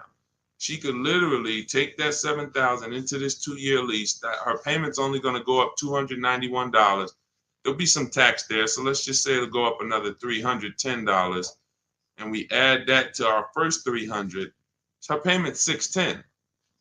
Normally, getting a $49,000 car, bringing $7,000 of negative equity over does not equal a $600 payment. That's a $1,100 payment. That's a $1,200 payment. But if you get the right car where you can get tons of money off. And right now, leasing some of these electric cars, as long as you know how to get these $15,000, $20,000 discounts off of them and lease them, this is a brilliant way to get out of negative equity, because once these electric car rebates and these electric car discounts go away, the market's very soft on these cars. Once they go away, we're not going to be able to move negative equity over to these leases and make it make sense the way it's making sense now. But for now, huge opportunity. That's what I will be doing. Driving an electric car for 2 or 3 years, taking the huge discount that I'll get from shopping around, and then bringing my negative equity over. And then once the lease is done, you have no more negative equity. You do a fresh deal, and you never have negative equity again. Just make sure when you lease, you get the mileage you need. Alexis Owens, welcome to the group. I see you just follow. Andre Guest, thanks for sharing. Shout out to the sharers. And shout out to the people who tap the screen. Every time y'all tap the screen, watch the likes go up. So if you hear something that you like, you're enjoying it, just start double tapping the screen. Y'all will keep running the likes up. So keep typing your questions in. We're live. Dolan, can you bring some of these questions? I don't know if you had time yet to get some of these questions we got on TikTok. Jason Davis, good to see you. Moni Love. Yes, I actually told Moni Love. She asked, do I provide broker services? I don't do broker services. I do something, in my opinion, we do it better, because a broker still is going to shop, and you're never going to know what their best deal really is. Brokers make a lot of money. I'm in New Jersey, where there's a lot of brokers. There's a lot of brokers in New York, and brokers make a lot of money, and they basically do it based on trust. If I have your trust and I got the ability to control your entire car deal from start to finish, I have the ability to control where you buy your car from, returning your old lease, could be equity in that. I'm controlling all your money, and I'm controlling it based on a trust system. Then I have, and the thing that's better about being a broker, which is why really, you know who becomes brokers? Car salesmen who get tired of small commissions. Because car salesmen, when we're selling cars, we're getting probably on average 20% of the profit. And if the profit is $3,000, if the profit's $10,000 and we bring home $2,000, okay, that's cool. But brokers, all right, if the profit's $10,000, I could bring home $5,000. I'll split it, because the dealerships look at a broker as another dealer. So that's who usually becomes brokers. People who look and say, man, I'd rather make 2-3 times the money on each car, because I'm my own dealership. So what we do is we work with people and show you how to get all your numbers yourself, show you how to get the market reports yourself. If you use what's in my digital book, Moni, you could become your own broker, because no one actually shops cars the way we do. We do market assessments. So when we're leasing a car, we reach out to 25 dealers online. We never have to talk to them, and we get 5 offers, at least 5, sometimes 7, sometimes 10. New cars, we reach out to 25 dealers online using scripts, email scripts that I wrote. They're already wrote. You don't have to think about them. They're already written out. And then we get 5 offers. And then for a used car, we shop the market. We assess the market from the low side to the high side. We narrow down used cars based on title record, service history, accident history. We verify there's no bogus fees that they're going to try to charge us. Who's done that? You go to the dealership thinking you're going to get one price, and then they hit you with these other fees. This is what you do to avoid these things. We have to have a process for this. And so you could do this and become your own broker, but I would never recommend a broker, because unless they're going to give you a spreadsheet. If they're going to give you a spreadsheet of all the work they did, all the dealers they shopped, all the entire market that they assessed for you, then that's a broker that I would hire. And no one does that except us. We'll be launching that service very soon. Very soon. So the people who like Deshone, man, I mean, if I could just pay y'all to run this whole and do your whole system for me, that's coming very, very soon. But for now, you may want to, shop with us. We have 3 ways that we can help you. 2 ways now. Do it yourself. That's get my book. That's the whole blueprint. If you're a do-it-yourself, Deshone, just give me the blueprint. As long as the blueprint's official, I'll get it done. That's my digital book. You can get it for 75% off in my bio. In my TikTok bio, Instagram bio, the comments, you get it for $24 if you get there before 30 minutes. And the done with you, that's when we're doing it together. You're looking at coaching videos, and I'm walking you through it, and I'm supporting you. That's also in my bio. So again, what's coming soon is the done for you, But and you know, that's our commitment, to be the best company in the world for the car buyer. So we're getting there, slowly but surely. All right, go ahead, Dolan. Let's get to some more questions. Keep typing questions. What's up, Martin? See a lot of people checking in on TikTok. Chris, good to see you. Can you do this with Tesla? Great question. Right now, Tesla is very soft. They have a set price, though. They don't negotiate. So what they do is when you're buying a new Tesla or leasing it, you know you don't need to get bids, because getting bids is to avoid overpaying. Getting bids is to avoid buying a car from one place and another place over here would have sold it for 5,000 less. Tesla operates similar to like the Apple store. You going to get an iPhone in California, it's the same price for the iPhone in Florida, same price in New Jersey. So you don't need to shop around for an iPhone. It's a set price. That's Tesla. But any other car is different. Every other car, it's different prices. 3,000 more here, so that's the difference. But with a Tesla, you still need to divide it. If you're going to lease it, you need to understand whether you should buy or lease it. That's based on how long you're going to keep it.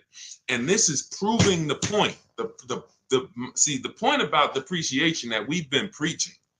I've been preaching depreciation so many years to people who say, well, I don't lease cars, Deshone. They limit you on mileage. That's not true. You can pick your mileage up to 30,000 miles a year for most cars. You know, Deshone, I don't like to lease. I'm going to beat my car. They want you to have the car perfect. That's not true. They give you normal wear and tear. You can bring the car back with dings. You can bring the car back. They expect 3 years of wear. What they charge you for is excess wear, which is similar to negligence, abuse. If you have a baseball-sized dent, that's the stuff. But depreciation, Tesla is proving that people should not have been buying these cars because their cars are depreciating almost worse than any other car on the market. And they sold you based on, we have this brand, Tesla, and people went out and buy these cars. They didn't want to lease, didn't listen to the advice. Now they bought a $50,000 car that lost 20% of its value in a year. These cars that were 40,000, they can get them for 30. This is the dramatic depreciation. Now, had you leased these Teslas, had you leased them, it wouldn't matter to you. You drop it off after 3 years, you pay your low payment. See, leasing protects you against depreciation. Car values drop through the floor, no problem.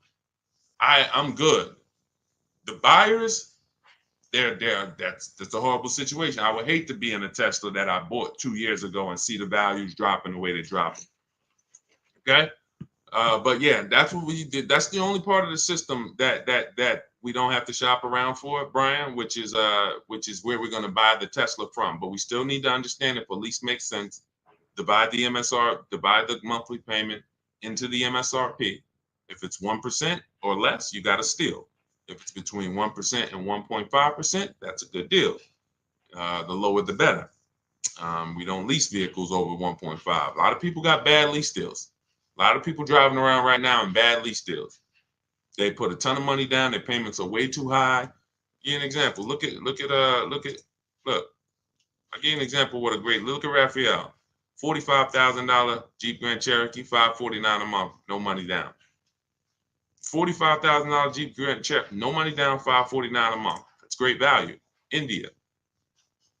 Look, she got a Hyundai Elantra, limited, with the leather and everything, $365 a month, no money down.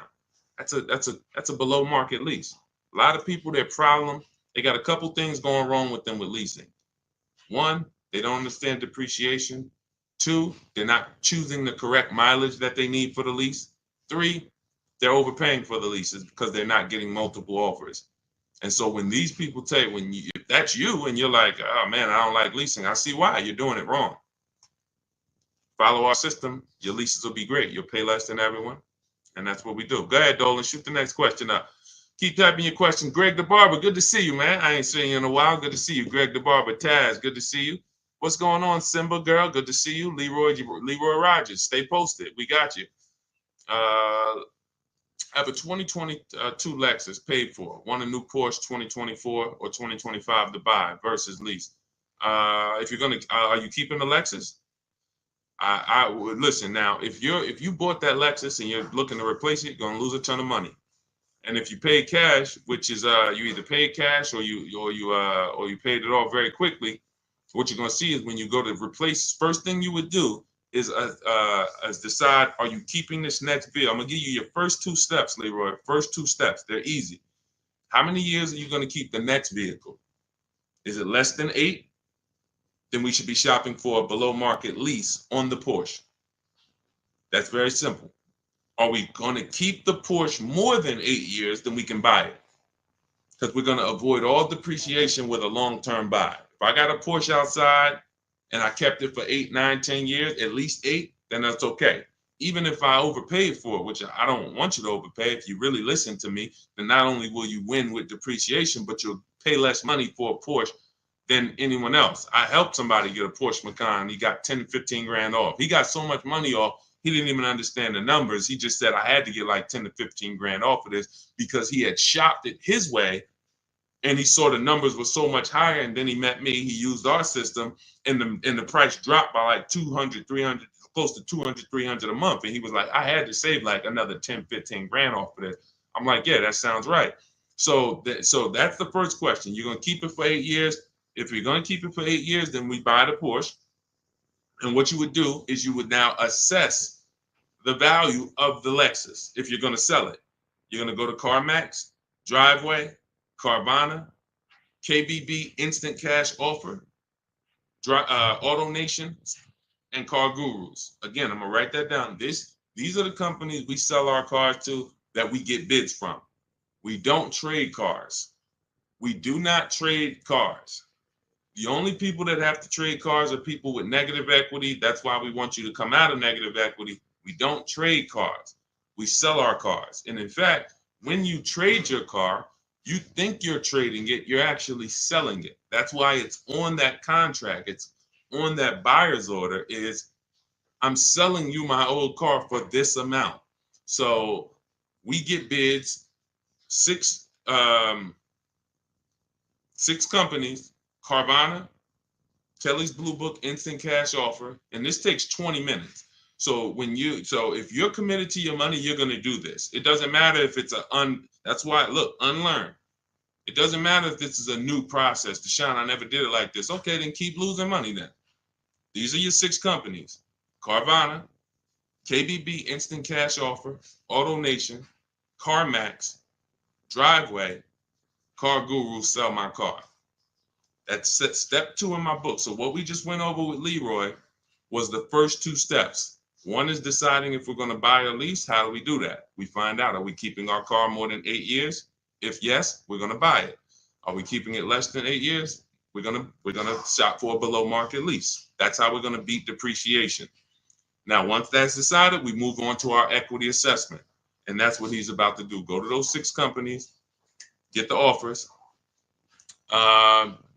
Greg the Barber, I can't get my wife to understand leasing is better than buying because we trade cars every 2 years. Just bring her on here and show her the numbers.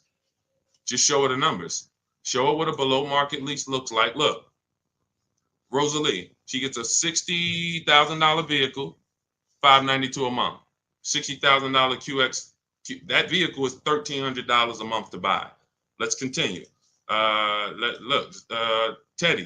$73,000 BMW.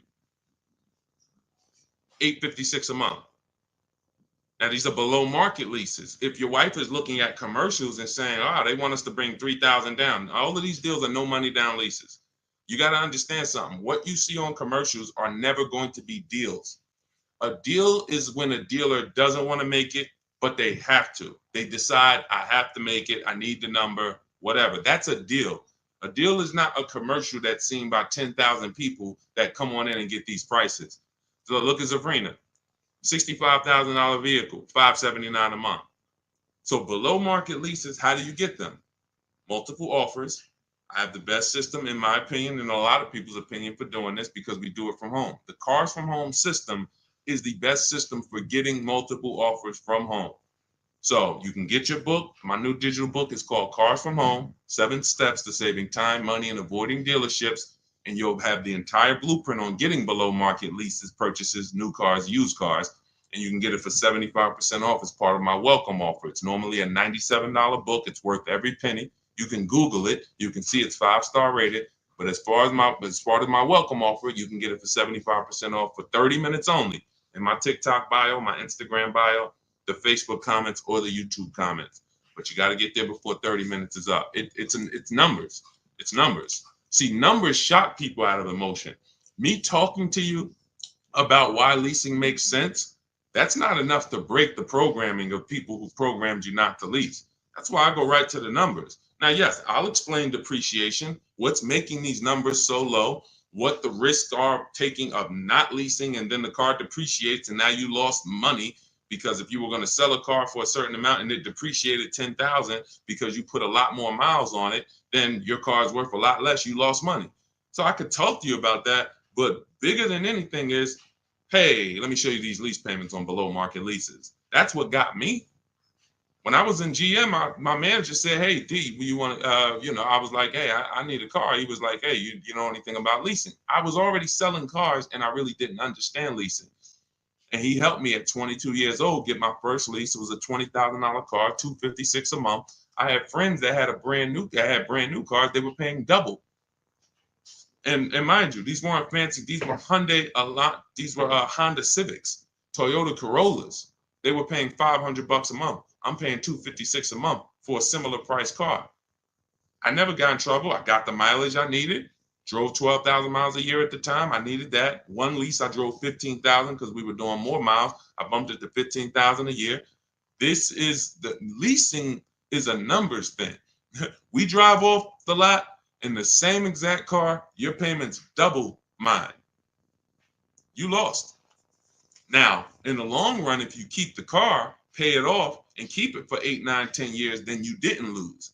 But if you think we're going to drive off in the same car and your payment's $200-300 more a month than mine, because you say, oh, well, I'm buying mine, though, this thing's going to be paid off one day, then you lost, man. I don't care what you do. Look, see me in a couple years. Look at how much more money is in my bank account than is in your bank account. The money that's in my bank account is in your car. It's going to the bank every month.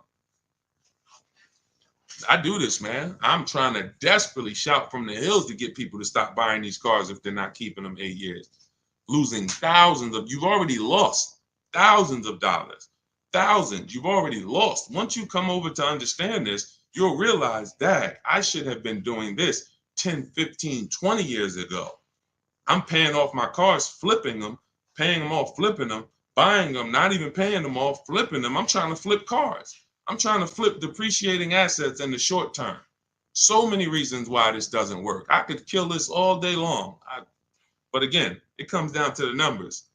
Below market lease deals, there's no comparison.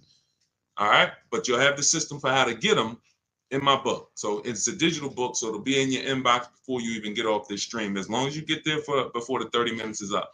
Go ahead, Dolan. Shoot the next question in. Keep typing, y'all. We'll get through as many as we can. Yep. Energy guy for life. I have a car bought, but I owe more than it's worth. How do I get out? We talked about that. That's actually what we started the show with. So what I would do is I would go to either YouTube, Facebook, and rewind it, watch the beginning, because we started talking about the first question we got was about negative equity. So we spent time talking about how you need to maximize your value, get offers. I don't want to go over it again because there are people on here who is anybody who needs to hear about negative equity? Type of 1 if you need to hear about negative equity. We might hit on it again. But there's a lot of people on here that were on here earlier that they heard about it maybe 20 minutes ago. But we'll see. If a lot of people end up saying they want the question, then we'll come back. But again, I don't like to spend 10 minutes or 7 minutes answering the question and then another 20 minutes down the road I answer the same question. All right, go ahead. Let's go, Dolan. Bring the next one up. Let's go. Do you have your book in hard copy? No, it wouldn't be available in hard copy because it wouldn't be good to do in hard copy. Websites change rapidly. Vroom, we used to get bids from. Vroom bought a lot of our cars. They were in the bidding process when we sold our cars to them. They were in our equity assessment process. And when we shop for used cars, we use a process I call the multiple marketplace strategy. They were in our multiple marketplace strategy. They go out of business. If you were using a hard copy of my book, you not only have to get another copy, you be going on websites that no longer exist. And that just wouldn't be an ideal experience. Thank you, Bridget. That wouldn't be an ideal experience. Another thing about the digital book is we get to actually link you to scripts. This is an online process. So if you're not comfortable with a digital book, this may not be for you. I'm just being honest with you. This is not for everyone. You need to be able to copy and paste, email. Like, this book wouldn't be for my dad. That's just real. My dad wasn't really comfortable with copy and pasting and sending emails because he doesn't need to do it for his daily life. He can send an email. It's just going to take him a couple. So when we're using our system, we're doing a lot of copying and pasting, opening up websites. So it wouldn't make sense to have a physical book there because I have scripts that we use. I have online calculators that we use that I invented. There's 5 calculators in the book that I actually invented, wrote the code for. You can't get them on Google. So these are all some of the reasons why it could never be a print book. It wouldn't make sense. And there's a lot more in there. All right, there's 7 paths. A lease path, but a lease path with with a third-party equity assessment, a used car path, paying car path. You know, we have links that warp you to keep you on track. If you were reading a physical book, it just wouldn't work. That book is uniquely written as a digital book for a reason. It's not like I wrote an ebook because, hey, I didn't want to put out a physical book. It would be simple. It's much more simple. But this is a complex. We needed the links and to be able to, certain parts you get to in the book, and I say, hey, click here if you want to watch a video on this subject. And you're like, whoa, okay. Oh, it's a video. I can understand this. Couldn't do that with a physical book. So if you want to get your copy of Car From Home, my new digital book, you can get it for 75% off as part of my welcome offer in my TikTok bio, my Instagram bio, the YouTube comments, or the Facebook comments. It's normally $97, worth every penny, but it's part of my welcome offer. You get there before 30 minutes. You got 30 minutes to get the 75% off. You get yours for $24. Make sure when you get your book, you screenshot the thank you page. Right after you pay, the book is on that page. As soon as you pay, it says access your book below. It also says I'm emailing you a copy. It also gives you my support team's email in case you don't get your book. Because a lot of people type their email wrong. Just reach out to my support team. They'll get you the book. But you have a copy of it as soon as you pay right there in that link. And keep that link. All right, go ahead, Dolan. All right, what is going on? I see you, Greg the Barber. We'll get that one in. What's up, Jackie Cox? Good to see you. We just bought a 24 Jeep Grand Cherokee. We traded my truck, wasn't upside down. Now we got a $900 payment. If you traded your truck, how long did you have the old truck, Greg? What year was the old truck that you traded? You just bought a 2024 Jeep Grand Cherokee. What year was the old vehicle that you traded? What year was the old vehicle? Let me know because I can see your comments. So let me know what year was the old vehicle that you traded in. Just type the year because I don't want, I like to keep the show moving forward fast. So type. All right, it's 2019. That means, so if you didn't have negative equity, that means you just paid off that vehicle, or you put a good amount of money down, and then you traded it off literally as soon as you paid it off. Just depreciation alone. Let me give you an idea. Depreciation alone. This is that 2019 Nissan. What happens is you bought it here. The depreciation on that vehicle over 5 years is like this. Now, if vehicles just dropped in value like this indefinitely, nobody would buy them. No one would buy them because people would be like, why would I ever buy something that is a sliding board of losing thousands of dollars in value? You notice when you buy a vehicle one day, let's just say that you buy a $40,000 vehicle today, what is it worth tomorrow? Let's just say not even a year down the road, a $40,000 vehicle, you buy it today, what is it worth tomorrow? The day after you buy it, throw some numbers out. And I want to give Greg an example of why he needs to be leasing. And if he wants to you're losing thousands of dollars. It's not even a question, but I want to help you through this because again, this is not your fault. It's bad programs. People speak very, very loud about not leasing and they sound convincing. They never talk numbers though. That's the clue that they don't know what they're talking about. They never talk numbers. Okay. So a day later, they say you lose 15, 20%. Not that much, Nicole. She said it's half. No, it's about, you lose about 15% in a day. And that depends on how soft the market is. If this was a vehicle that you could have got 15 grand off on, but you paid close to list price or list price, then you will lose 20 grand because you didn't know what the market was. Give you an example. Milligan, Milligan just got $27,000 off her Mercedes. $27,000 off. And I got to show this stuff because people wouldn't believe it if I didn't show it. Milligan got 20. No, that's Melissa. Milligan got 27,000 off. If you zoom in on that Mercedes, it's a Mercedes EQE, $79,000. She got it for like 53,000. Now, had she bought this car, let's just say it's 79,000. Let's call it 80, just for easy math. Let's say she got it for 5,000 off. You know, she thinks, hey, I'm getting a Mercedes, 5,000 off. That sounds good. If she went back the next day and said, well, I need to give this back to you, I can't afford it, or whatever, any reason, they're probably only going to give her 50,000 at best for it because they know the market on it. You overpaid for it. It doesn't matter. Like, this vehicle, you overpaid for. So although you paid 75, the vehicle, really, the new market was only like 50, in the 50s. So she would lose $20,000. She would lose, $20,000 on that purchase. It's very dangerous to not shop the new market for a vehicle because you don't know how soft the vehicle is. So we call a vehicle that needs a big discounts to sell it.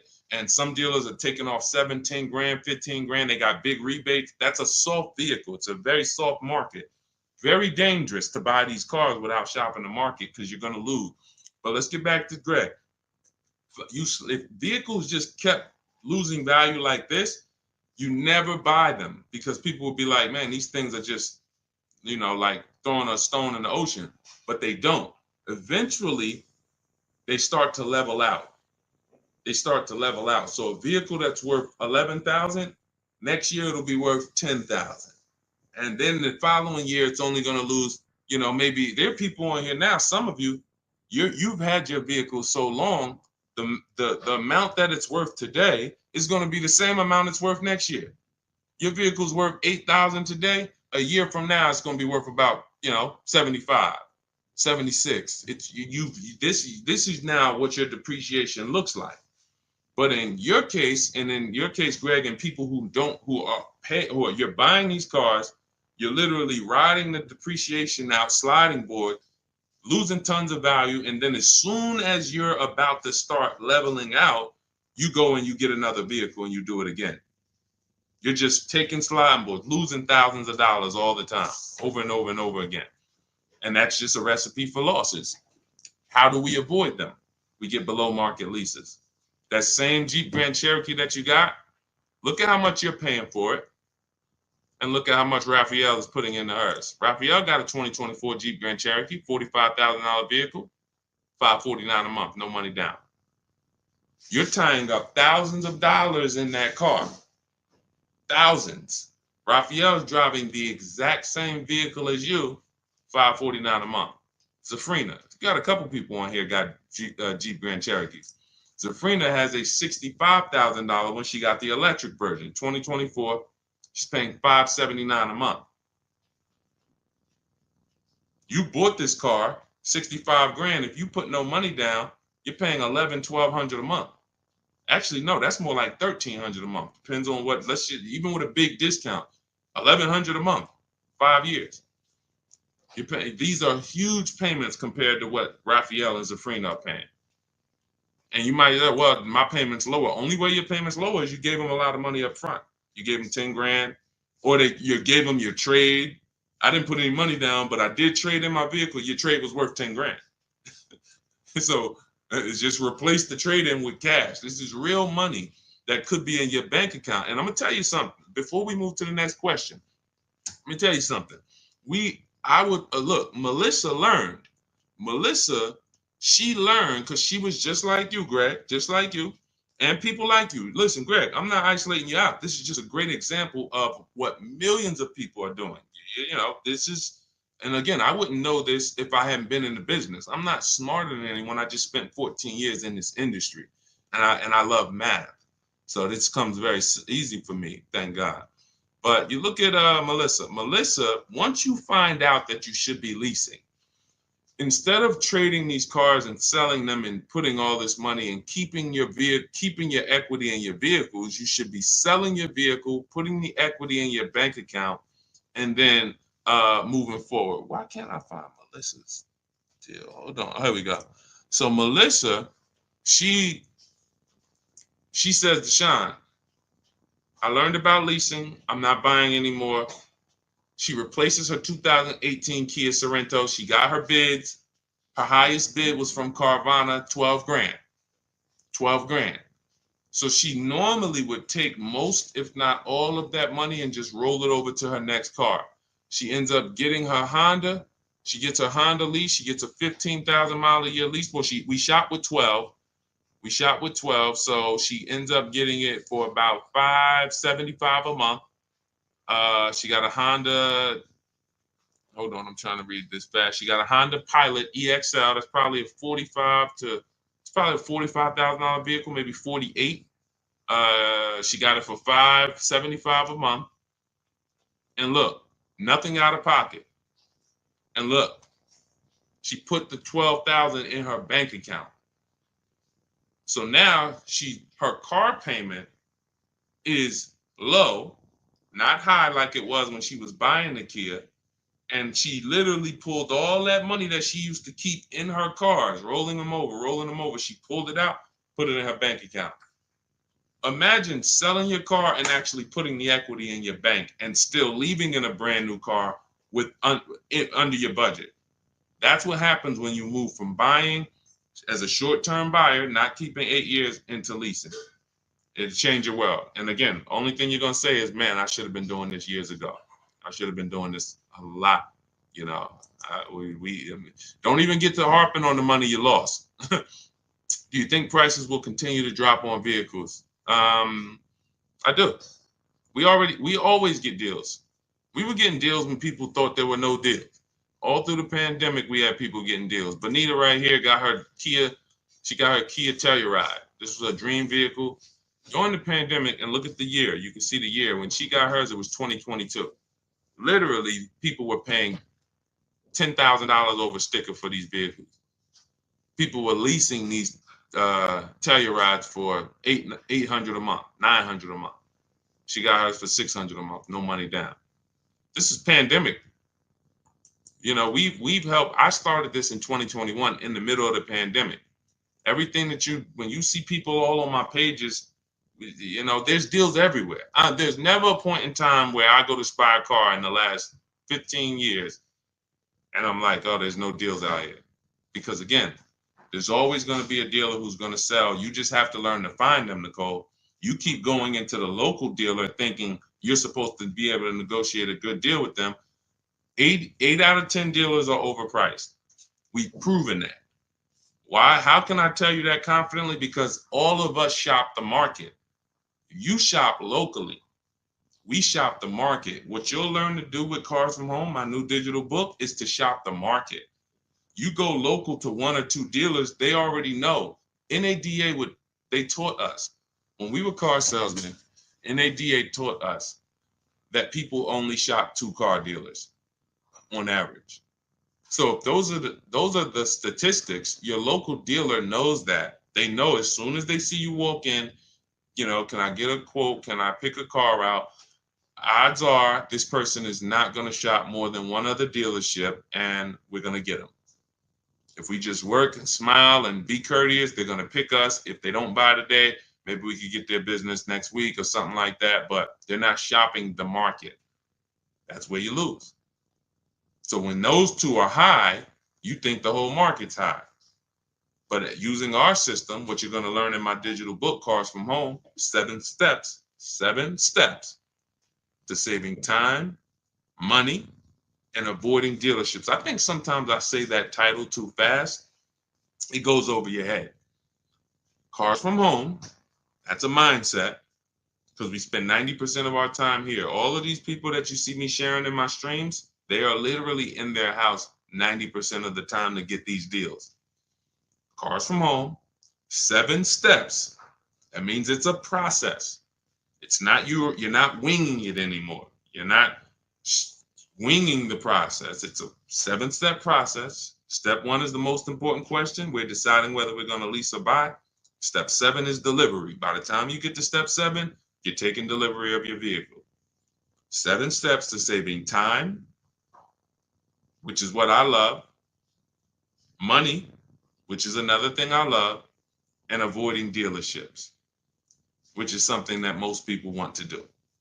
So just in the title alone, you could understand what you hold us accountable to delivering. And when you Google the book, you'll see we deliver on this. It's a proven system. We've been doing this for 3 years now, and we have hundreds of people who've used the system. And grandmothers, single mothers, introverts, men, children. I'm talking young kids. Like, system works. It's like McDonald's. So you can get a copy of the book. It's a digital book. It'll be in your inbox in 3 minutes. Go to my TikTok bio, and it's my welcome offer. You can get it for 75% off, but it's only for 30 minutes. The book's $97. It's not $24. So if you get to my TikTok bio, my Instagram bio, the YouTube comments, or the Facebook comments, click that link. You can get it for $24, but only for 30 minutes. That's my welcome offer. Go ahead, Dolan. Shoot the next one up. All right. How do I negotiate buying more miles on a lease? You get it up front. It's very simple. We shop with 12,000 miles per year. Shop all your offers. Once you get your best offer, identify who that 20% dealer is. They beat everybody else. You email them, hey, can you adjust it to 15,000 miles per year or 18,000 miles per year? Very simple. If you're doing it your way, then you just call them and say, hey, all right, I'm gonna go with you, but can you tell me what it would be for 18,000 or 20,000? That's what Jen did. She shopped for $39,000 Honda CRV. Her best offer on this vehicle, it's a hybrid, very hot vehicle. This is one of the most popular hybrids over the last couple of years, the Honda CRV hybrid. $39,000 vehicle. Her best offer was $512 a month, no money down, 12,000 miles per year. She adjusted it to 18,000 miles a year. Payment went to $563. Then she signed her deal. So $512 a month, bumped it up to $563. So for $50 more, she's driving as much as she needs, 18,000 miles a year. She's going to bring this vehicle back to them in 3 years. It's going to have roughly 54,000 miles on it. She's going to get something else. That's how you get your miles. It's built in. You're customizing your lease. In the beginning, we customize our leases. The dealers are giving you what you ask them for. You say, work me out a lease deal. All right, I'll do it. Give me a lease quote. I'll do it. In my book, we have a template. This is how you give me your lease quote. 12,000 miles per year, first month's payment only, taxes and fees in the payment. This is what I do for a living. Some of you can't even get deals because you don't realize you're trying to shop online and you don't realize the reason you can't get your prices is because you're not giving dealers what they need to actually even give you the prices. Dealers need to know your zip code to factor in the taxes. But you like, oh, why are they asking for this?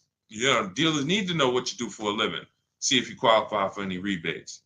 Dealers need to know what when your deadline is. That's why we have templates that you fill in, email them.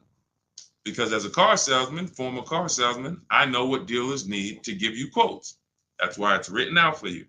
But again, if you want to do it your way, call around and just I would only speak to sales managers. I would only speak to sales managers. If you want to do it your way, I don't care how you get multiple offers. I just know my way is easier because you don't have to talk to people. If you have to talk to people, then you need to be a good talker and you need to know what you're going to say. My way, you don't need to know what you're going to say. I'm telling you what you're going to type. Go ahead, Dolan. Do you think the banks will ever get rid of the points that they pay to dealerships?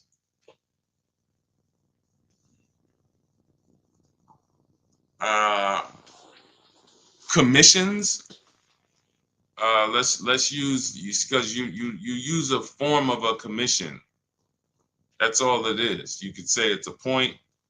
You could say, I could pay you a point or I could pay you a flat, but I'm paying you for selling this loan for us. So do I think that a person who sells financial products will ever sell them for free? No, I don't. No. And that's why we use something called the bank bidding war, where we are going direct to credit unions and banks, and we're allowing them to bid on our business. Most people don't know that the credit bureaus allow you to have multiple banks and credit unions access your credit report in a small period of time. It's called the rate shopping. You can Google rate shopping and you'll understand that they allow you this. You can have multiple hard pulls within a certain period of time, and you can actually have them bid. They expect you to do that. Most people don't do it, actually. So they can't help you because they're like, hey, we allow you to do it, but you're not doing it. You're letting the dealer run you out to multiple banks and credit unions. But if you Google rate shopping, what it says is if you can have multiple banks and credit unions access your credit with the hard pull, and at the end of that period, it's going to weigh on your credit like one hard pull. So at the end, if one hard pull would have dropped your score 10 points, you could have 15 banks and credit unions run your credit, and it's going to drop at the same 10 points. But the difference is one strategy, you overpay for your loan, overpay for your interest, have no price assurance, no price guarantee that you got a good interest rate, and you have the same 10 points on your credit that you hit with the hard pull. The other strategy, you have the best rate, lowest rate in the market. You guarantee it because you have 15 people access your credit and make bids and make offers, and it's the same 10 points hard pull. This is called the bank bidding war. We created this. You can actually, again, when you get my book, I haven't combined this into the book, but when you get the book, you actually get the bank bidding war blueprint for those of you who are going to be financing and getting a loan. So this is everything we talked about in this stream is in my new digital book, Cars from Home, 7 Steps to Saving Time, Money, and Avoiding Dealerships. You can grab your copy for 75% off as part of my welcome offer, but it's only for 30 minutes. You won't pay the normal $97 price. You get it for $24 as long as you get there before 30 minutes. Get to my TikTok bio, my Instagram bio, the Facebook comments, or the YouTube comments. Click that link and then click Get Book 75% off, and you'll have it in your inbox. Make sure you screenshot the thank you page because the book is on that page. I also email you a copy. And just in case you don't get your copy in 5 minutes, you'll have my support team's email. So screenshot that page. But I wanna. There's something I just wanted to say. Hold on. Let's see if it comes back. Yeah, I don't know. It slipped my mind. But listen, this is the. I mean, I take this serious, and the only people who really win, everyone who I showed you, and we could spend. Maybe I'll do it one day. I might spend one stream and just spend an hour just going over 50, 60, 70 people's deals that have used our system. After that, it'll start to get old because you're going to be like, okay, wow, these are starting to look the same. Yeah, they're all good. And then you realize that this is not complex. We're not building rocket ships. All we're doing is we have the best system for making people compete for our business in the auto industry. That's it. That's our claim to fame. Now, I also teach you about leasing versus buying and financial boundaries that no one else is really teaching about. But when it comes to getting the deal, when it comes to how are we getting the prices we're getting easily in 90 minutes and 2 hours from home, it's just we have the best system for making people compete. Amazon has one of the best systems for making sellers compete for your business. That's why they do well. Competition is what drives down prices. Competition is what allows you to make great decisions quickly. So that's what you're going to get in Cars from Home. Got my copy. I'm going to start shopping your way. Energy God for life. Listen, God bless you. Use it and trust the process. Do not overthink. Here's what I said. Bring your goal. All you want to have is your goal. Forget your strategy. Forget everything of every strategy, every tactic you might have thought worked for you with car buying and shopping and leasing. Just forget it. Just bring your goal. Yeah, I want this Lexus truck. Yeah, I want this. Bring your goal, trust our process. Success is guaranteed. All right. And just stay on the steps. It's a step-by-step process. All right. God bless. I'll see y'all on the next stream. Enjoy the rest of the day, the rest of the evening. See you soon.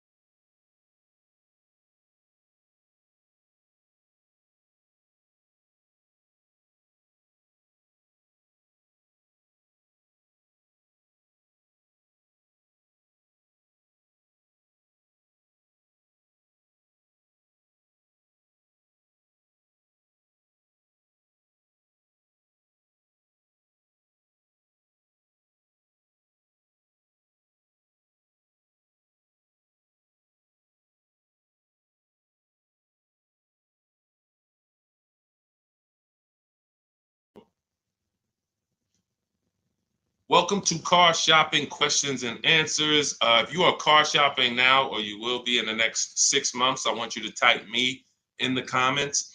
We're about to go live, do some serious car shopping Q&A for the next 45 minutes to an hour.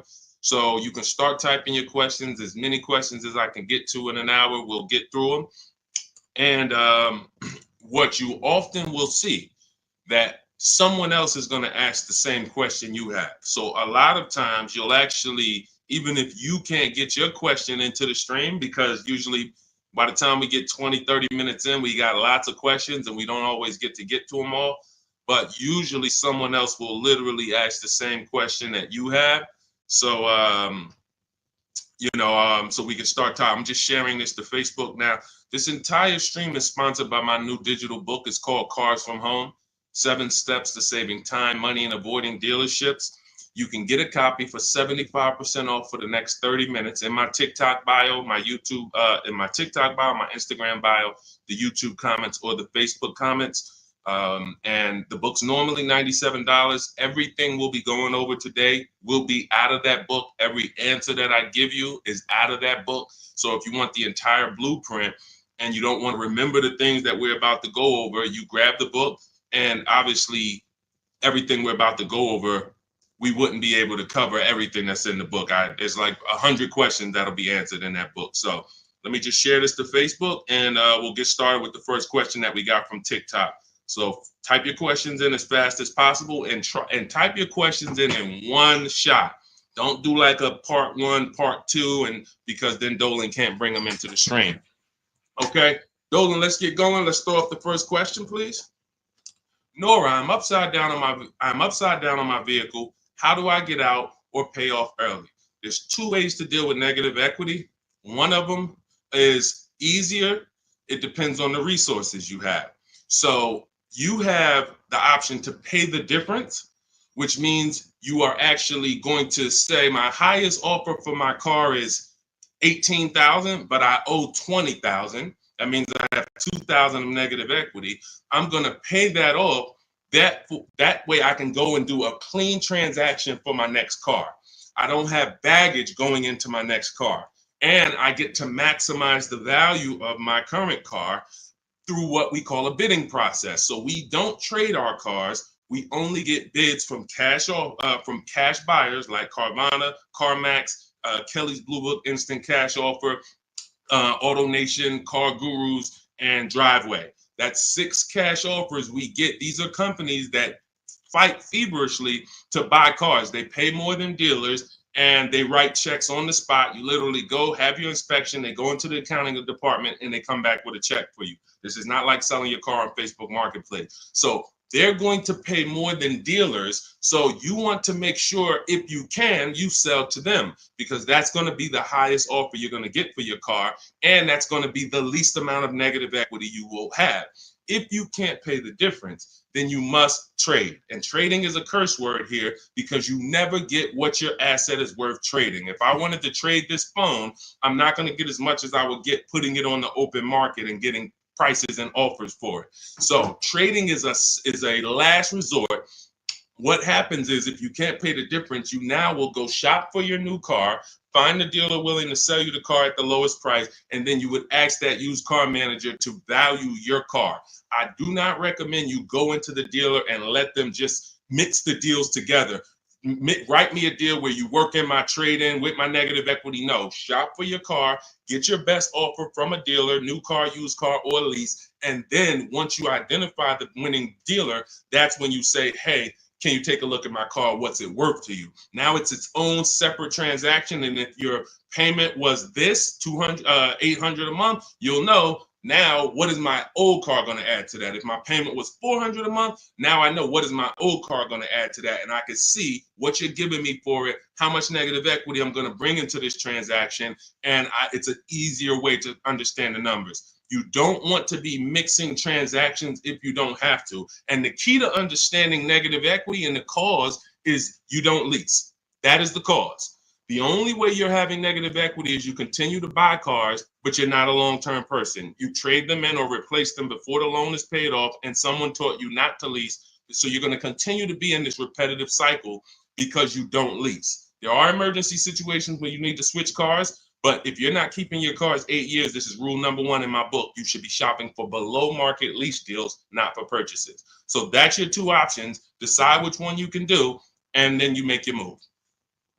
Now, and now also keep in mind, you have loan to value ratios when you have to transfer. The bank's only going to approve about 20% of what the actual new car price is. So whatever car you're buying, if you're buying a $30,000 car, the bank's only going to approve 20% more than that. They're not going to allow you to slap $10,000 on a $15,000 car, because they're only, they have loan to value ratios. So what you want to do, if you have a large amount of negative equity, you want to shop for cars, and you want to shop for cars that you can get big discounts off of. There's certain cars that have rebates. They're not listed, but in my system, what I do is I teach you how to get bids on cars. We have some people, I'll show you people who've gotten $15,000, $20,000, $30,000, $27,000 off. I'm not going to exaggerate. The biggest discount we've helped someone get using our strategies is Milligan on her Mercedes-Benz. She got $73,000 EQE, and she paid $51,000 for it, 54. It's $27,000 off. I got it up here. So if she had, let's just say she had $15,000 in negative equity, it's no problem. She's not going to blow out the loan to value ratios because she got a huge discount off the new price. So it's going to fall within the bank's parameters. But I hate negative equity. I call it the devil to your car deals. I call it the bad credit for people with good credit. So it's important that when you get out of it, you know what the cause is, because if you don't know the cause, you'll be in negative equity again in 3 years. Most of you who have negative equity, you should be moving from a purchase into a shopping for below market lease, and stop tying up your money in these cars, and you'll never have negative equity again. 8 long-term people who keep their cars 8+ years, you never have negative equity. See, that's, there's a reason for that. I'm keeping my car, I'm paying it off, I'm beating depreciation, I'm getting all the money out of my car. Short-term people should not be buying their cars. Go ahead, Dolan.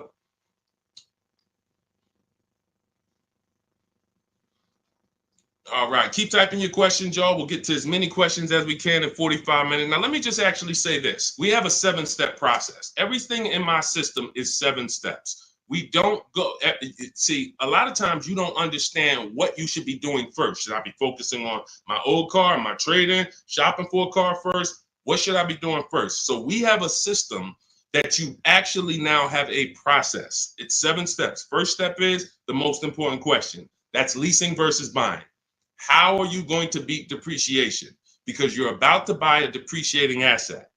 If you buy a depreciating asset with no plan to address or beat the depreciation, you are going to lose like everyone else loses. So we need to see, am I going to beat depreciation with a long-term purchase, or am I going to beat depreciation with a below market lease? Long-term purchase, I got to tie up my money. My money's going to be in the car 3 years, 5 years, 6 years, but over time, the depreciation is going to cool off. I'm going to have a vehicle that doesn't depreciate much. Who has a vehicle that they've had for more than 10 years? Type the number of years you've had it in the comments. If you had a vehicle for 10 years, type 10, 12. Even if you had it for more than 8, let's go 8 because it's called the 8-year rule. If you've had it for more than 8, type the number of years that you've had your vehicle in the comments. Let's see how many long-term people we truly have, because not a lot of people are long-term. Like every time I ask this question, we don't get a lot of people that's like, yeah, 8 years, 10 years, 12 years, 15 years. Look, we don't have many people that can say they even have a car on here that they've had for more than 10 years, more than 8 years. But you're tying up all this money in these cars, and then you're going and you're replacing them in 5 years and 6 years. And look, Sharon, 14 years. God bless you, Sharon. That's a long-term person. Look, Ray Johnson, 9 years. That's a long-term person. So they don't have to worry about depreciation. Their car right now is worth the same amount it'll be worth about a year from now. If Ray's car is worth $9,000, a year from now, it's going to be close to 9. He's beat depreciation. So if you're not buying cars to beat depreciation, you shouldn't be buying them, because you're not going to beat depreciation in the short term. You can't. It's impossible. The only way to beat depreciation as a short-term buyer is to get below market leases, because you're never tying up your money in that car. Not regular leases, below market leases. Big difference. Go ahead, Dolan. I see we had a question come from TikTok. Let's throw them up.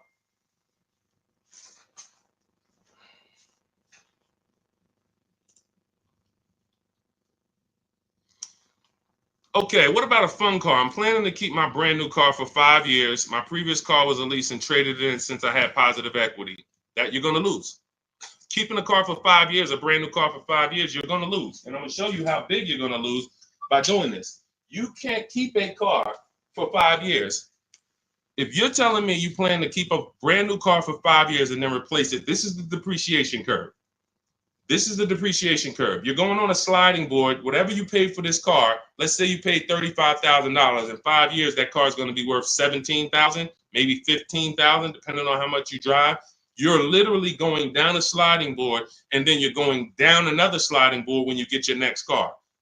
You're wrapping up money in these cars. Now, when we look at somebody like Ray, who kept his car for 9 years, his depreciation curve doesn't look like yours. It looks like this. See, this is what it looks like when you first buy the car. You're losing value every single day. You're losing thousands of dollars in value on a yearly basis. So when you go and say, all right, I'm going to just go buy this car, tie this up. Let me show you why you can't do that compared to someone who's leasing. You're going to spend thousands of dollars more. So you take somebody who got a below market lease like Zafrina. No, that's too. Let's use Zafrina. She gets a $65,000 vehicle. She's paying $579 a month.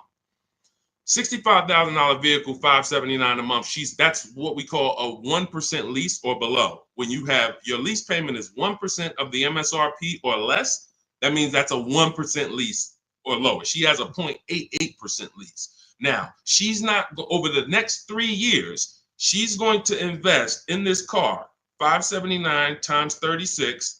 She's going to invest $20,000 to drive a $65,000 car. Now, if somebody bought this $65,000 car, what's their payment? Every $5,000, remember this rule, is about $100 a month on a 5-year loan. Remember that rule. Every $5,000 when you look at a car is about $100 per month on a 5-year loan. So when you look at a $20,000 car, you should automatically say to yourself, that's going to cost me about $400 a month. You look at a $50,000 car, that's going to cost me about $1,000 a month on a 5-year loan. When you don't do that, now you let them put you in 6 and 7 year loans because you're not focused on what the real cost is. You're just like, get me to a low payment. If I get you to a low payment, I'm going to put you in an 8-year loan. So we know this. Looking at her car, she would be spending roughly $1,300 a month if she bought that car. Even if she got an incredible deal, saved 10 grand off of the car, she's still going to be spending about $1,100 a month. She's putting $579 a month into this car. How do you compare $579 to $1,100? How do you compare $579 to $1,300? Let's say she bought a used version of this car. So instead of $65, she found a used one for $40. Every $5,000, $100, that's an $800 a month payment. How do you compare $579 to $800 for a used version? You can't. So when you're out here listening to people who've told you don't lease, they don't understand depreciation and they don't understand how to get below market leases. These are not regular leases. In order to get below market leases, you must employ competition. You must get at least 5 offers because every dealer's price is different. So when you walk into one Nissan dealer and they tell you it's $600 a month, you don't walk out and say, hey, Nissan's charging $600 a month. No, Nissan of Bay Ridge is charging $600 a month.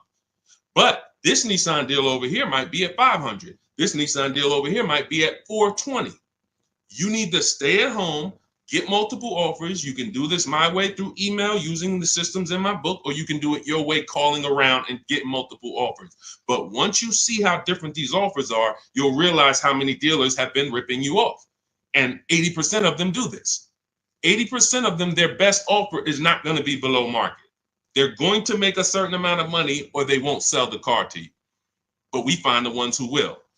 All of this is in my new digital book, Cars from Home. It's called Cars from Home, 7 Steps to Saving Time, Money, and Avoiding Dealerships. You can get a copy for 75% off for the next 30 minutes in my TikTok bio, my Instagram bio, the YouTube comments, or the Facebook comments. You'll have everything we teach step by step. You can Google the book, Cars from Home. It's already 5-star rated. We've already got tons of people using it, talking about it. And this is what I want for you. I don't want you paying above market or market value like everyone else is paying. You need to be paying below market value. And the only people that pay below market value are people with strategy. Okay, so I would tell you, Kitty Cafe, the first thing you need to be concerned with is actually leasing and not buying. You said you were a leaser. See, and oftentimes people who go from a lease to a purchase, I'm sorry to say you didn't get a good lease deal. Because if I'm paying, think about what Zafrina's paying. Let's continue to use Zafrina as an example. If Zafrina's paying $579 a month for a $65,000 car, $579 a month only gets her about $28,000. Let's call it $30,000 on a loan. So for her to go and get the same $579 payment, she's going to only have about $30,000 to spend on a car. If she goes with a 6-year loan, maybe she can get like a $33,000, $34,000 car. That's it. That's her loan. So she's going to have a hard time going from a $65,000 vehicle to a $35,000 vehicle. Most likely she's going to get something used. It's going to be older, and she's going to be like, why? I'll just keep leasing. But if she was paying what other people are paying for this same Jeep, which is probably, I would say a lot of people for the same Jeep would probably be paying about $800, maybe $900. People with no strategy, they're probably paying $900 a month to drive this $65,000 car. It's easy to justify. So they're paying $800-900 a month. Then yeah, she might say, well, maybe I'll just buy something because I'm paying almost $1,000 a month to lease. But that's the difference between a below market lease and an average lease. There's a big difference. All right. Go ahead, Dolan. Next question. The leasing versus buying thing is really, really what's hurting a lot of you. The leasing versus buying thing and the not getting below market leases. There's so many bad things about what's been out here with leases. It's horrific. I spend every day putting out information trying to dispel this. But I realize there is so many voices that have told you guys things. But here's the thing. I talk numbers. And I show numbers. If you pay attention, the people who tell you about leasing never talk numbers. They never show you numbers. All they do is rent. Leasing is renting. Leasing limits you. You limit, they pick your mileage. You pick the mileage. It's so much bad information. But I've been leasing since I'm 22 in the car business. Got my first lease, Pontiac G6. $20,000 vehicle. I was paying $256 a month for it. Meanwhile, I had a friend, they're paying almost $500 for a Toyota Corolla. We both got a car for about the same time. They're paying $500. I'm paying $256. I'm seeing what they're going through with their car breaking down, getting older, because they kept the car for a while, getting older, and now I'm on my second car, paying a low payment. And as a young person, you don't want a $500 payment. I didn't need a $500 payment when I was 22. Just had my daughter. I needed that $256 payment. They had just had a family too, but they got to come up with $500 a month to drive about the same price car. The Corolla and the Pontiac G6 at that time were about the same price. You can't justify to me in any way that makes more financial sense. There's nothing you can say to me unless that person's going to keep the car, pay it off, and then keep the Corolla forever. If you're going to keep the Corolla for 10 years and then you pass it down to your daughter or your son, it's their first car, and now you just got an extra car, that's a different story. You shouldn't be leasing if you're that person. But if you're a 5-year, 6-year owner, 7-year owner, and you're just paying these high payments, you pay your cars off, and then you go back into another finance, you're just overpaying. You're throwing thousands of dollars out in the garbage, and there's no way around it. You put me against anybody You put me on the stage with Dave Ramsey himself, the guy who has programmed thousands of people never to lease cars, and you give me 15 minutes. I don't need 2 hours with Dave. I don't need to debate you for 2 hours, David. We're not talking about investing in mutual funds. You do a great job there. We're talking about the financial aspects of below market leases. Let me show you what a below market lease looks like. Let's consider what a person who buys their car is going to pay versus a person who gets a below market lease. Let's look at the resale values of this person who buys their car when they go to trade that car in, what they're going to get back. And let's look at the net money they have lost compared to the person who got the below market leases. I will prove it to you in 10 to 15 minutes. And are you willing to tell your millions of people that you have programmed incorrectly because you know nothing about buying cars? You have programmed people based on you being a financial advisor, not a car person. You haven't seen thousands of car transactions to be able to say what you're saying. I've been involved with credit. Credit's a big part of what I do over the last 15 years. I don't teach it. Why? It's not my expertise. It's not my lane. It's easy for me to say, hey, I got a lot of people need to know about credit. Let me just start giving y'all some credit advice. No, because I respect the people who have learned credit to the T. Dave Ramsey decides I want to teach about cars. That's where he has led millions of people astray. And he has thousands of people investing in cars, short term, losing on resale, getting killed by depreciation. And they're like, well, Dave told me to do this.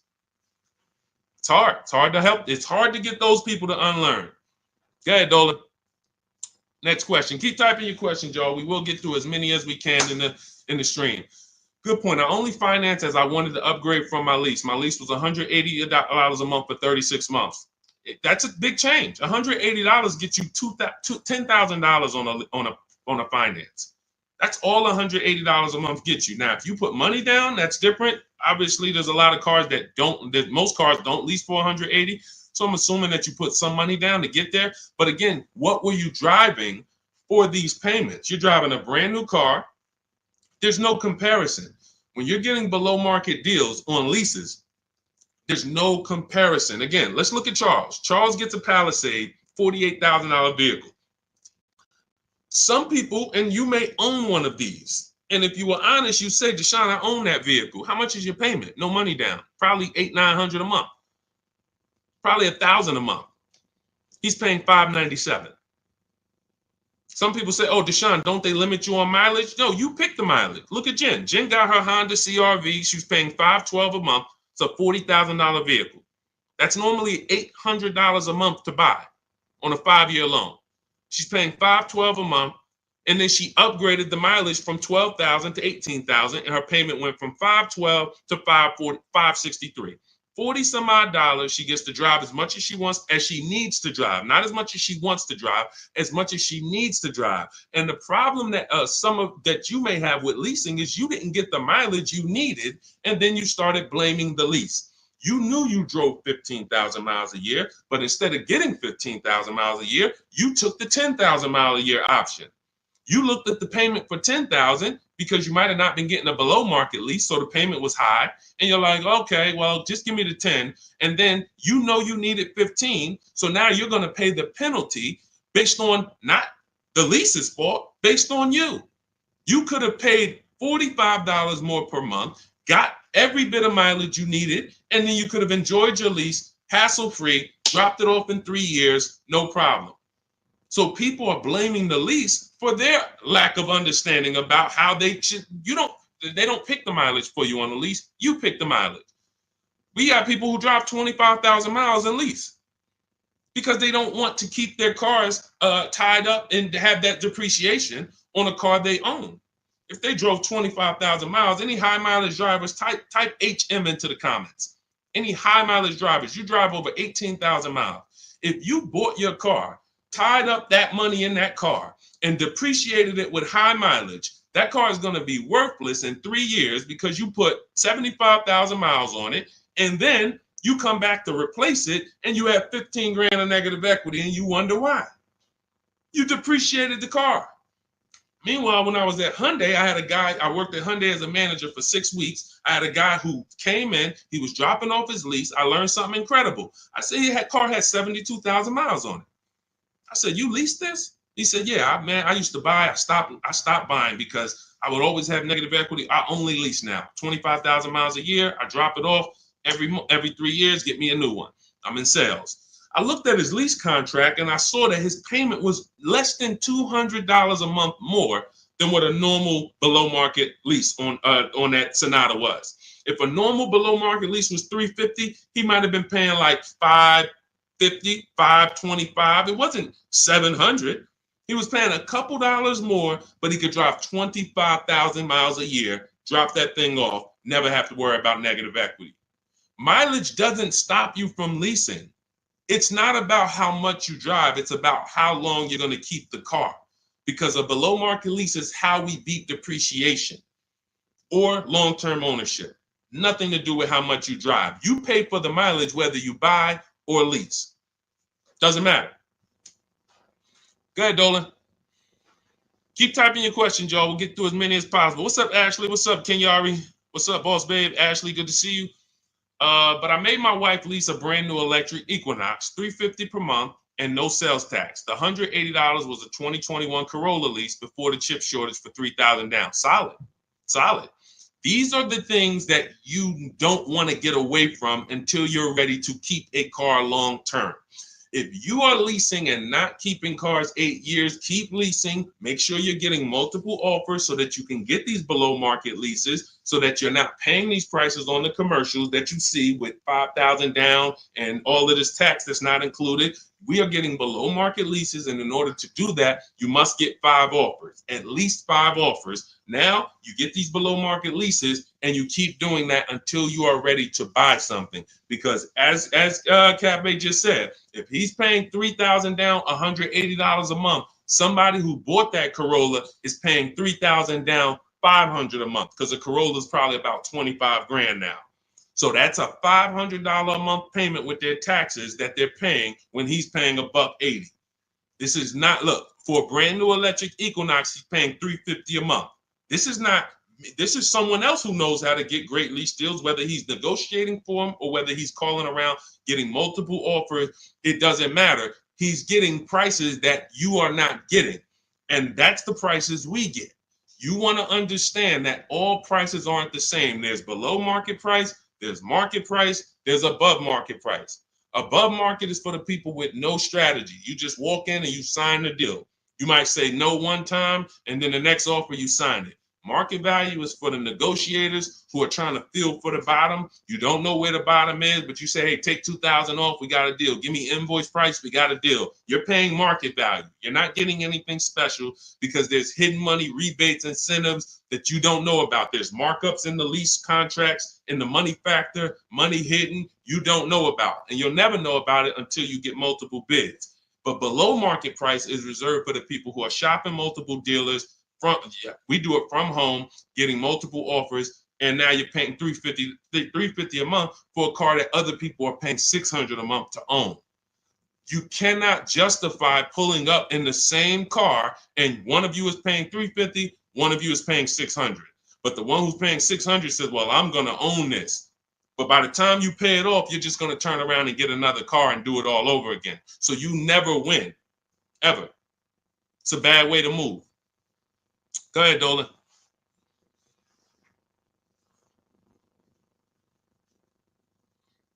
What's up, Ray Johnson? Do you need to... Hold on. Do you need to know all the bells and whistles?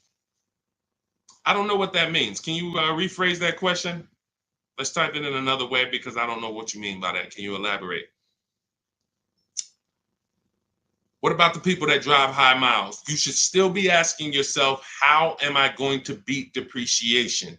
The first step in my process is to determine what I'm going to do to beat depreciation on this depreciating asset I'm buying. So if you're a high mileage driver, you drive more than 18,000 miles per year, you're depreciating your car so rapidly that in 5 years, you're going to have, call it 100,000 miles plus on the vehicle, but your loan does not move that fast. most of your loans are going to move this way, but your depreciation is moving like this because you are just using the heck out of the car.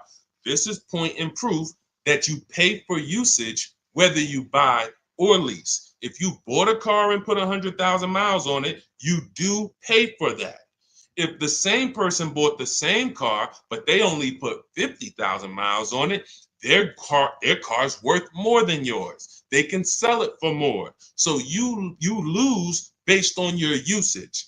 So in the short term, you can't win driving high miles because you are literally destroying the value of your car. Then you flip to another car. That'd be like you doing this. Hey, do me a favor. Give me this car. Let me depreciate it like crazy. Then let me swap it out and let me get this car depreciated like crazy. And you just keep doing it. Depreciate it like crazy. But you're never getting to the point where the car is paid off and now the car starts to depreciate like this. That's for the people. If you have a car that you've had for 10 years, 12 years, 9 years, 14 years, this is what the car is depreciating like. You're losing a little bit every year. If it was worth 9,000 this year, it's probably worth 8,200 next year. You beat depreciation. And that's when you enjoy, this is the benefits of ownership. This is what I call in my book, the reward stage.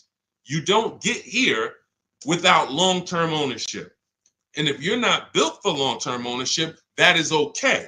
But what you should be doing is doing what my client who was in Hyundai did, doing your high mileage lease, shopping for a below market lease, and then driving the mileage you need and dropping off your car in 3 years and going and getting a new one over and over again. You're never tying up your money in these cars. If you're going to tie up your money in these cars, you better have it in there for the long run. If you're going to tie up your money for 5 years in a depreciating asset, you are losing money in depreciation. Like you can't get it back. That's why you're never happy with what the car is worth. When you come and find out what your car is worth, you're like, I can't believe that's all you're giving me for my old car, because you're thinking about how much you put into it. Long-term owners like this, those of you who have cars that you kept for 12 years, you're not thinking about the resale value, right? Right or right? You're like, Sean, I got so much money out of this car. I had this car, man, the transmission went out. I put a new transmission in it. I got my money out this car. That's the benefit of buying. And if you're not buying, you should be, if you're not getting there, you should be shopping for below market leases, never tying up your money in these cars to begin with. It's only two ways. Get out the middle. It's three people: long-term keepers, short-term leasers, then it's the people that's stuck in the middle. You buy your cars, trade them in. You lease the car, you buy the lease. Stuck in the middle. Go ahead, Dolan. All of this is in my new digital book. If you're like, Deshone, there's no way I'm going to remember this. You can get my new digital book. It's called Cars from Home, 7 Steps to Saving Time, Money, and Avoiding Dealerships. It's already 5-star rated. Thank you to everyone who has rated and reviewed the book on Goodreads. We appreciate you. You can get your copy. It's normally $97, but for the next 30 minutes, you can get your copy for $24, which is 75% off if you get to my TikTok bio, my Instagram bio, the YouTube comment link, or the Facebook comment link before the 30-minute timer hits zero. After the timer hits zero, price does go back up to $97, and it's worth every penny of $97. This book will be the top 3 most valuable books in your library. And when I say valuable, I mean the books that save you money. There's only a few books. I got a bunch of books. You guys can see I'm grabbing them. There's only a couple of these books that have actually put money in my bank account or helped me save money. There's not a lot of them. This will be the top 3 most valuable books to your bank account. That's all I care about. So go grab your copy. TikTok bio, Instagram bio, YouTube link, or Facebook comments. And you'll have everything we teach in the blueprint of how to get below market leases, below market purchases, below market new cars, used cars, high mileage driving. Everything is in there step by step. It's a blueprint. All right. Go ahead, Dolan. All right. Buy a car for the first time. I'm going through my bank. My budget is $8,000 and I finance the rest. So you have $8,000 cash. You want to see, can I get a vehicle without using that cash? So if you're talking about financing, first thing you want to decide is, what can we get without a down payment? So depending on where I want my payment to be, let's say $350 a month. Maybe I want it to be $350 a month for 5 years. Well, can I get a car with everything I want, everything I need, $350 a month for 5 years? That's my budget. If I could do that, I don't need a down payment. Now, if you say, okay, $350 a month for 6 years, no money down, that's a little more money. If you say, all right, $350 a month for 5 years, but then I'm going to use some of my down payment. Now I can get even more car. And then your max budget might be $350 a month with my down payment for 6 years. See, all of those numbers didn't change, but the terms changed and what you bring to the table changes. That budget doesn't change, but you don't realize if I get a car for $350 a month for 5 years, I paid less than if I get a car for $350 a month for 6 years. So these is how we budget. I actually have a tool in my book called the Perfect Budget Calculator I created, where you put in your preferred down payment, you put in any equity you have from your old car, you put in your max monthly payment, you put in the average interest rate, and it'll give you up to 6 goals that you shop from. So when I went and got my used Infiniti truck, I had 6 goals. One of them was no money down 5 years. Next one was no money down 6 years. Third one was money down 5 years. Money down 6 years. Then the fifth one was money down and the equity I had from selling my old car. And then the sixth one was money down, equity, and 6-year loan. See, there's multiple ways to budget where you don't go over your max. But I find the problem is when we budget with our max in mind, I only want to spend $500 a month, $500 a month, $500 a month. You usually go in and you spend what? $600, $550.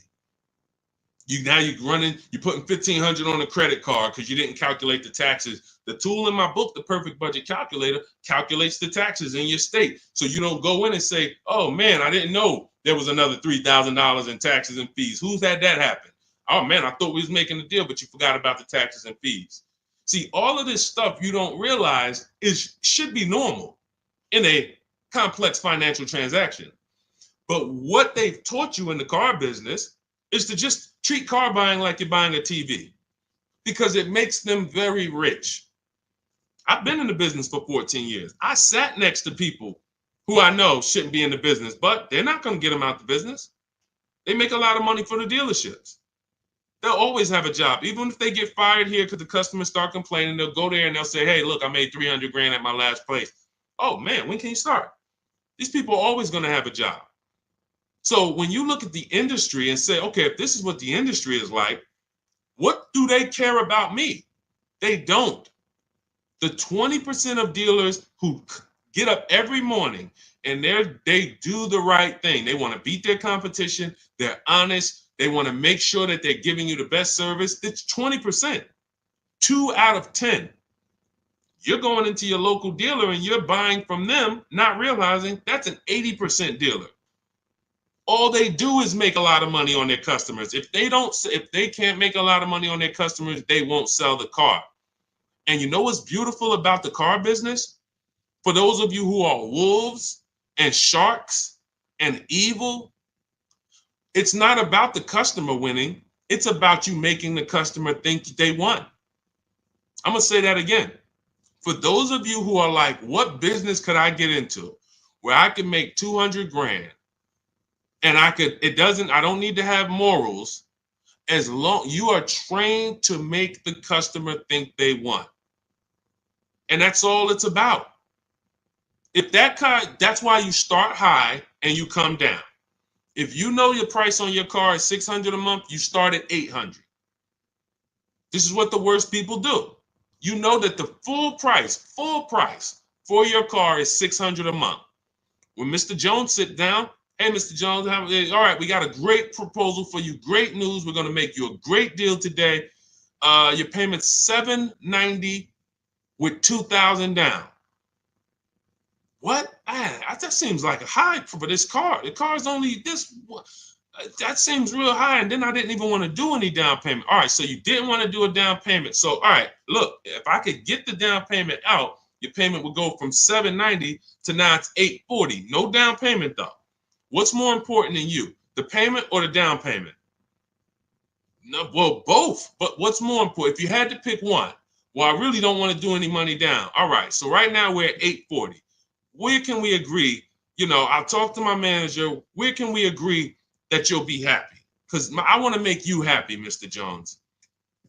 Nah, I mean, I'm thinking of paying like, I really wanted to be at 500, Mr. Jones. I understand.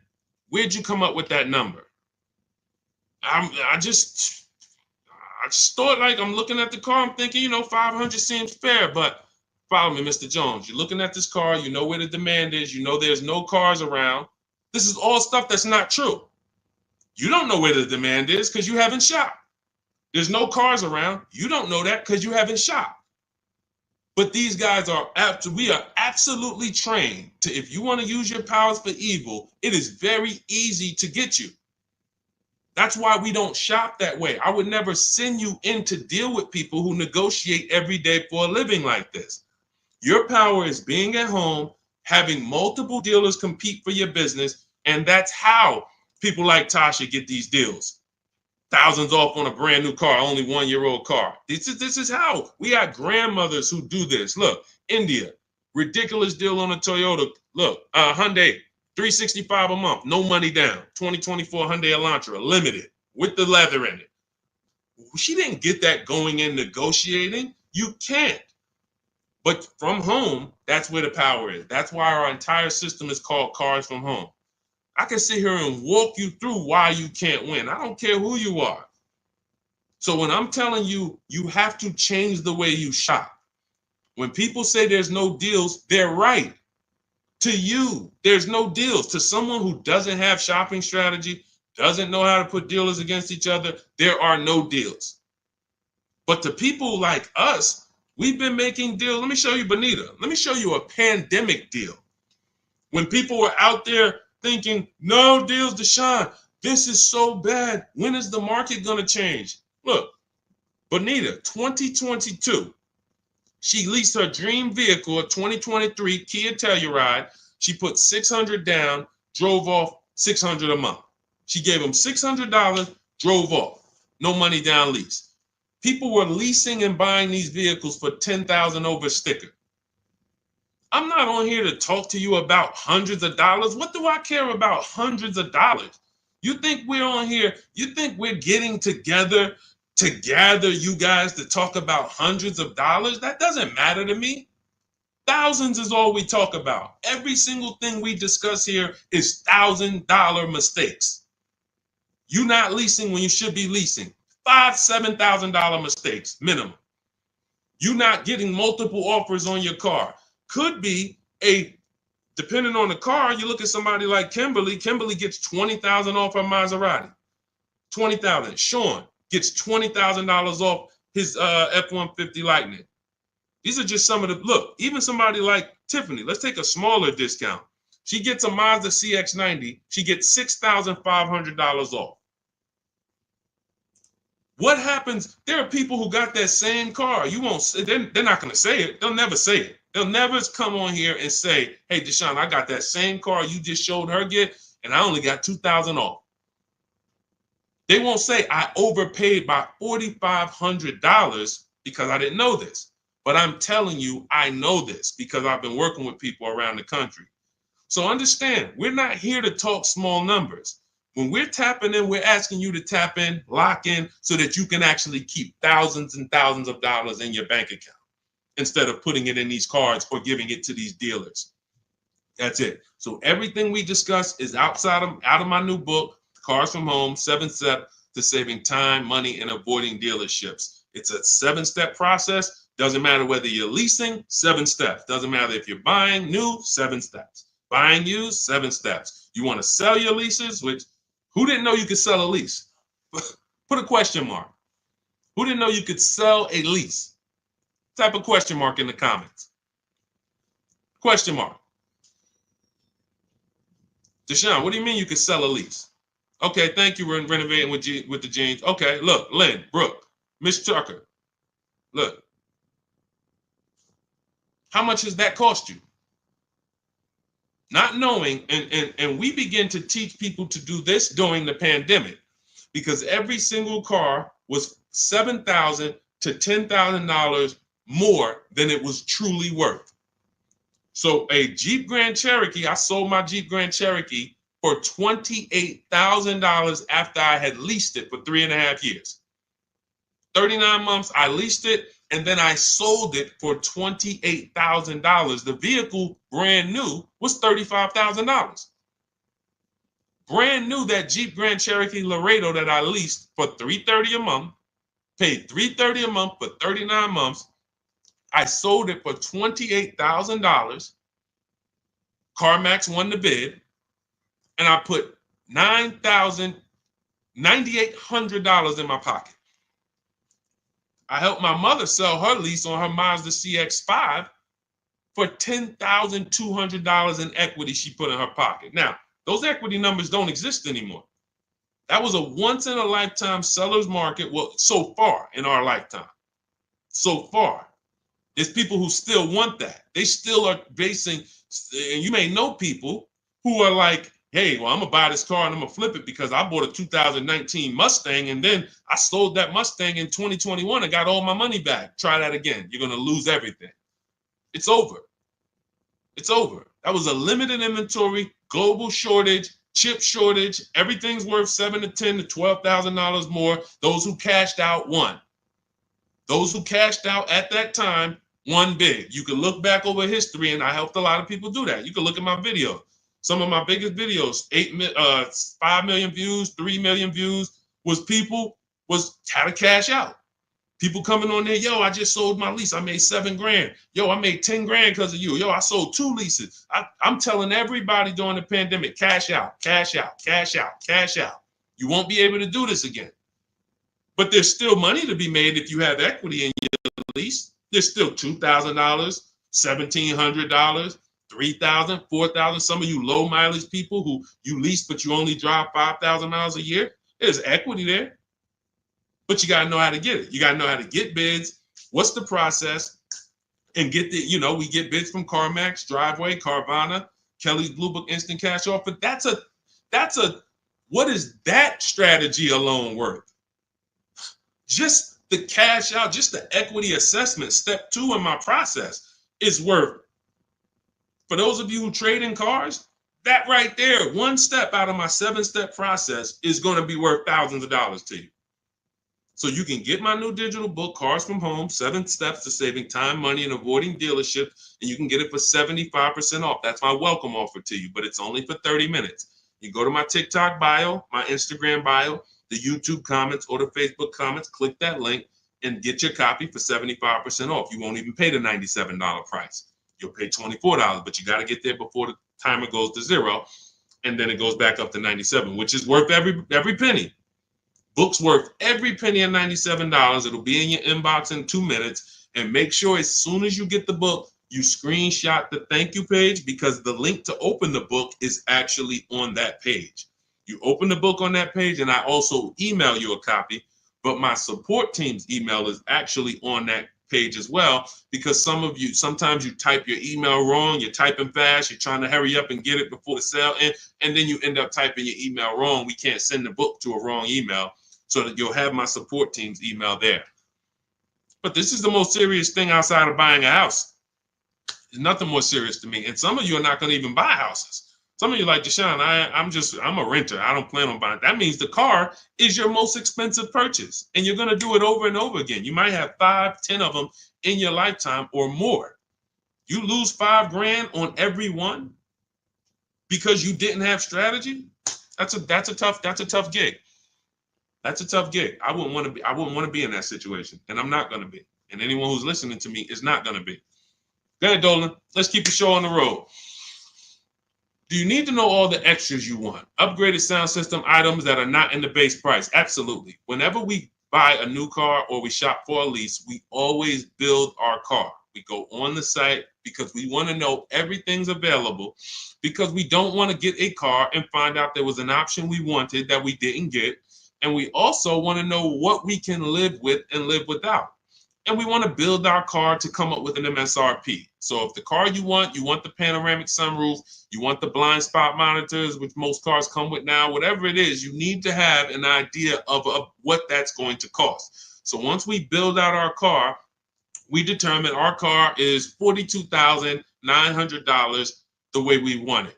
Now, most times we're going to reach out to dealers and they're not going to have the exact car. That's why we always come up with, and when we're leasing, we come up with a couple colors. Buying, we don't compromise as much because this is a car you need to love. You're going to have it for 8+ years. You don't want to compromise on what you want, or be talked into something, or let you convince yourself of getting something, a color you really don't love, because you're buying this car to keep it for the long run. Now, on a lease rather, you can be much more flexible because in 2.5 years, you're getting ready to shop again. You get a 3-year lease, 2.5 years, 6 months left, it's time to shop again. So we want to make sure we can be more flexible with that.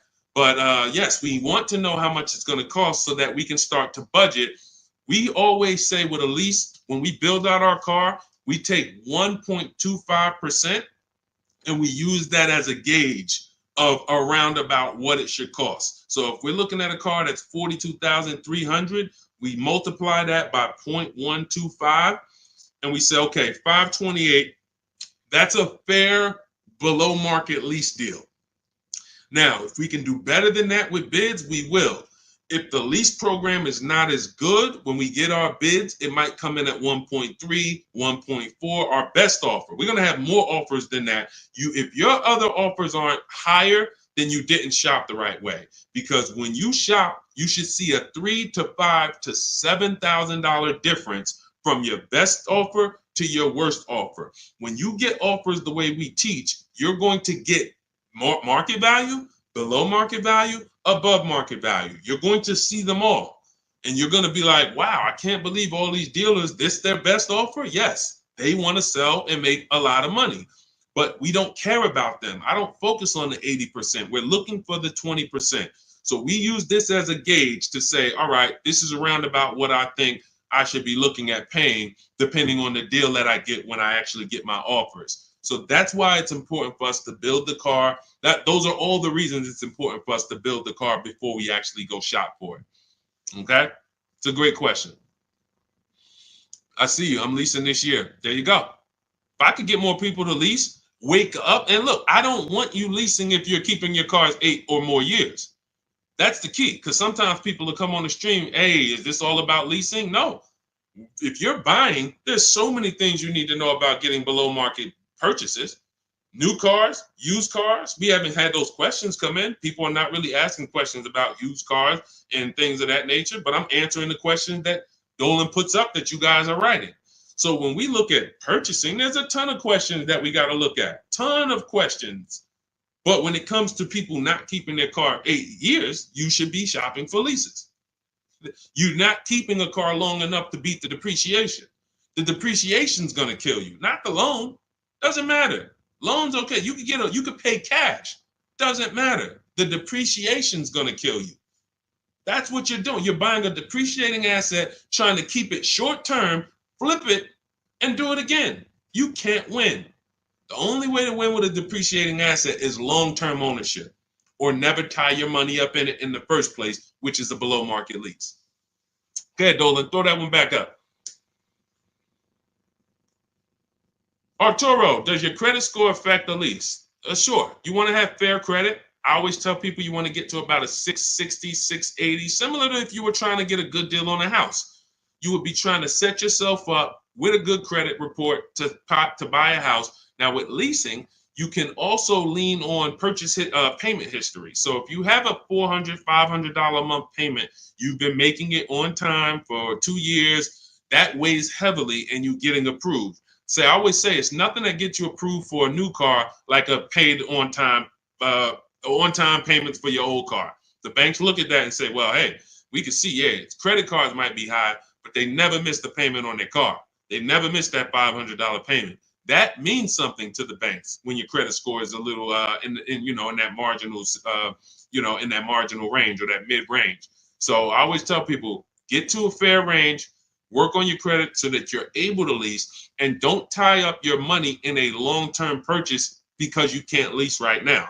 If I couldn't lease right now, my only mission would be to get an inexpensive car, get my credit to a 660, 670 to lease. I wouldn't be trying to get a Dodge Charger, $20,000, $30,000, $40,000 car. I'm going to pay 20% interest And when I go out to replace that car, I'm going to have so much negative equity because the interest alone is going to bury me because I don't have good credit. So now I'm no closer to leasing. My payment is going to be high. And I usually end up with an older car because I'm trying to squeeze my way into a nice car that I could show off and feel good about. Nah, I mean, I work hard. I want to be able to drive something that, I feel good about. But you haven't qualified yet. You haven't qualified to drive something great yet. If you have a 500 credit score, 600 credit score, you're not qualified to drive something ideal yet. You should be sacrificing to get set up so that I can make a power move. And what you do in getting set up is you get the least expensive car that you can get a loan on. You get a $10,000 car, quality, small car. Try to get something that brand new was $24,000, $25,000, Hyundai Elantra. Get yourself a smallest car that you can qualify for, and you have minimal payments, $200, $250 a month payments. You pay those payments on time. You make sure it's a quality car, and you go and you make a move for a lease once you've established yourself.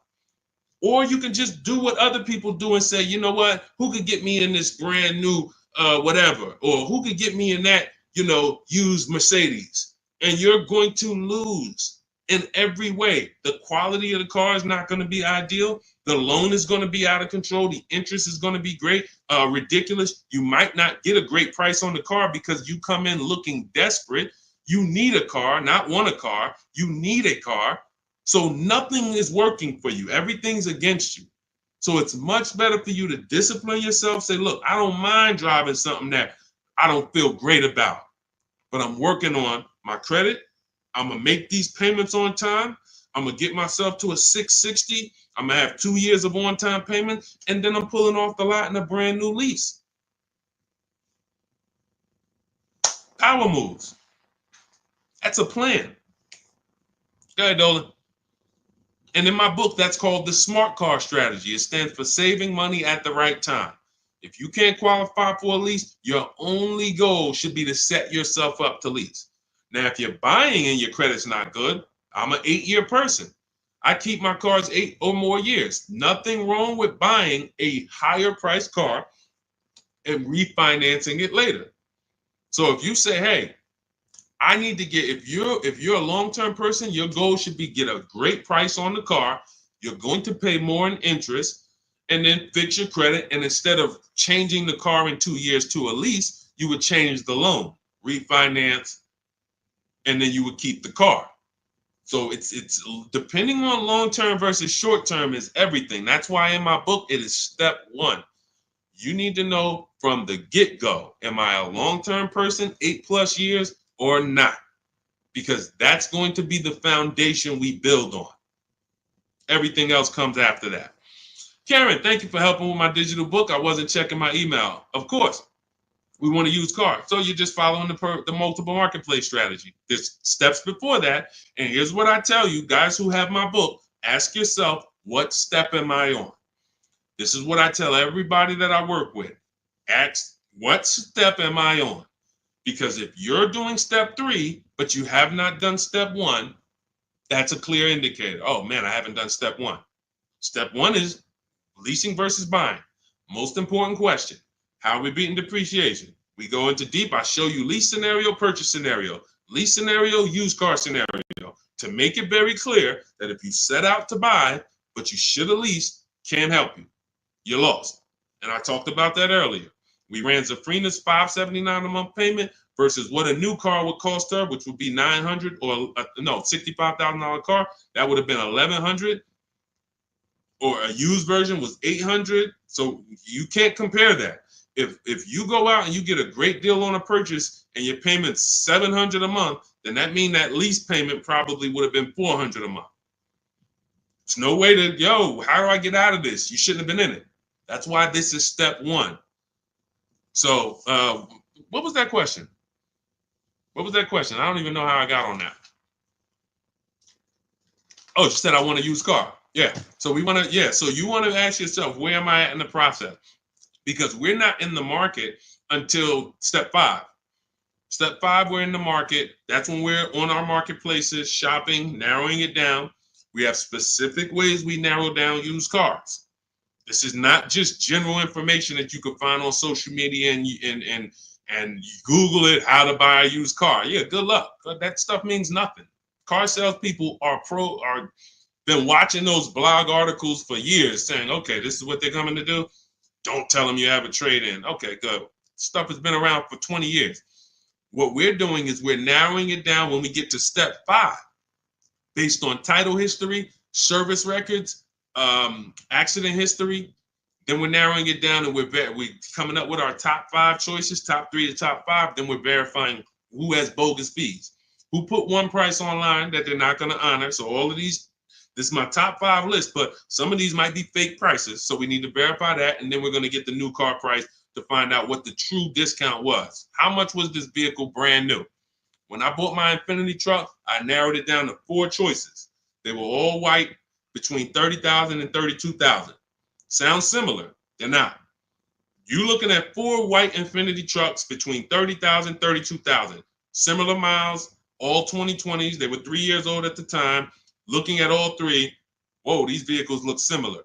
Once I got the brand new price, I found out one of them was $46,000 brand new. The other one was $48,000 brand new. The other one was $52,000 brand new. And the one I ended up getting was $54,000 brand new. Big difference. See, so what seemingly was close was nowhere near close. The furthest apart was 54 to 46. It's an $8,000 difference between the least expensive one and the most expensive one. But without the brand new price, you don't know that. You're choosing the wrong vehicle, thinking, oh, I got a good deal. No, the good deal was that other one that you didn't pick because you didn't have the brand new price. So that's step 5. But we got plenty of things we do before that to verify the DNA of the vehicle, check the data. And look, let me be clear. It takes me 90 minutes to buy cars. I'm not putting a system together that takes days. I'm not going to do it. It's not necessary. Choosing your vehicle, that might take you days. Going and looking at cars, test driving, that might take you days. Deciding what you want. We call that shopping. That's a step in my book. Shopping, not buying. That's deciding what you want. But once you know what you want, 90 minutes. Now, first time you use our system, it might take you 2-3 hours because you're just learning. You're overthinking. Haven't trusted our process yet. That's normal. But once you see, wait, this is simple steps. I'm going to websites, putting information here, looking at this. This is stuff a high school kid would do. If I could teach a high school kid to buy a car, it'd be easier than some adults because they don't have to unlearn much. Adults, it's like, hey, but I don't have to go into the dealer. You know, hey, Deshone, I went into the dealer and this is what they said. Deshone, my dealer called me and they said this. Well, when did I tell you to talk to the dealer? I thought you were coming to use our system because you didn't want to talk to the dealers. Yeah, you're right. See, that's overthinking. Now, that doesn't mean you're going to lose because we got a lot. That's how a lot of people come. You're trained to do things one way. You have to unlearn that. But once you see what we do, you're like, man, I can do this again next time. It'll take me 2 hours. I get any car I want in the country, Bentley, Rolls Royce, Corolla. It's going to take me 90 minutes because I'm using the internet. We're emailing. You know, I'm not getting in my car and driving to a dealer. So that's what we need to focus on. I know you have the book. Make sure you're asking yourself, where am I in the process? Start with step 1, just check them off. Step 7 is delivery. So when you check off delivery, you're done. You got your car. All right. Everything that I'm teaching is in my new book. It's called Cars from Home. It's a digital book. It's called Cars from Home, 7 Steps to Saving Time, Money, and Avoiding Dealerships. You can get your copy for 75% off. It's part of my welcome offer. It's normally $97. But if you get to my TikTok bio, my Instagram bio, the Facebook comments, or the YouTube comments before the 30-minute timer hits 0, you got your copy for 75% off, which is $24. And it'll be in your inbox in 2 minutes. So once the timer hits 0, price does go back up to $97. And it's still worth every penny at $97. Go ahead, Dolan.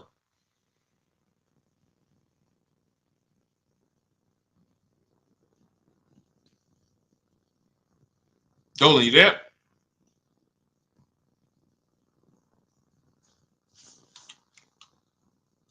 All right. Is it worth buying a BMW or Mercedes brand new or pre-owned certified? That's a matter of budget. As long as you're going to keep the car 8 years, the only difference between a new or used purchase is budget. And if you can afford both, now it's about your values. Do you want a new car because you only buy a new car every 10 years and you're like, man, I'm going to treat myself, I could afford it? Or do you want a pre-owned car because you're like, hey, I want to treat myself, but I could also take a 2 or 3 year old one and I'll be just fine with that.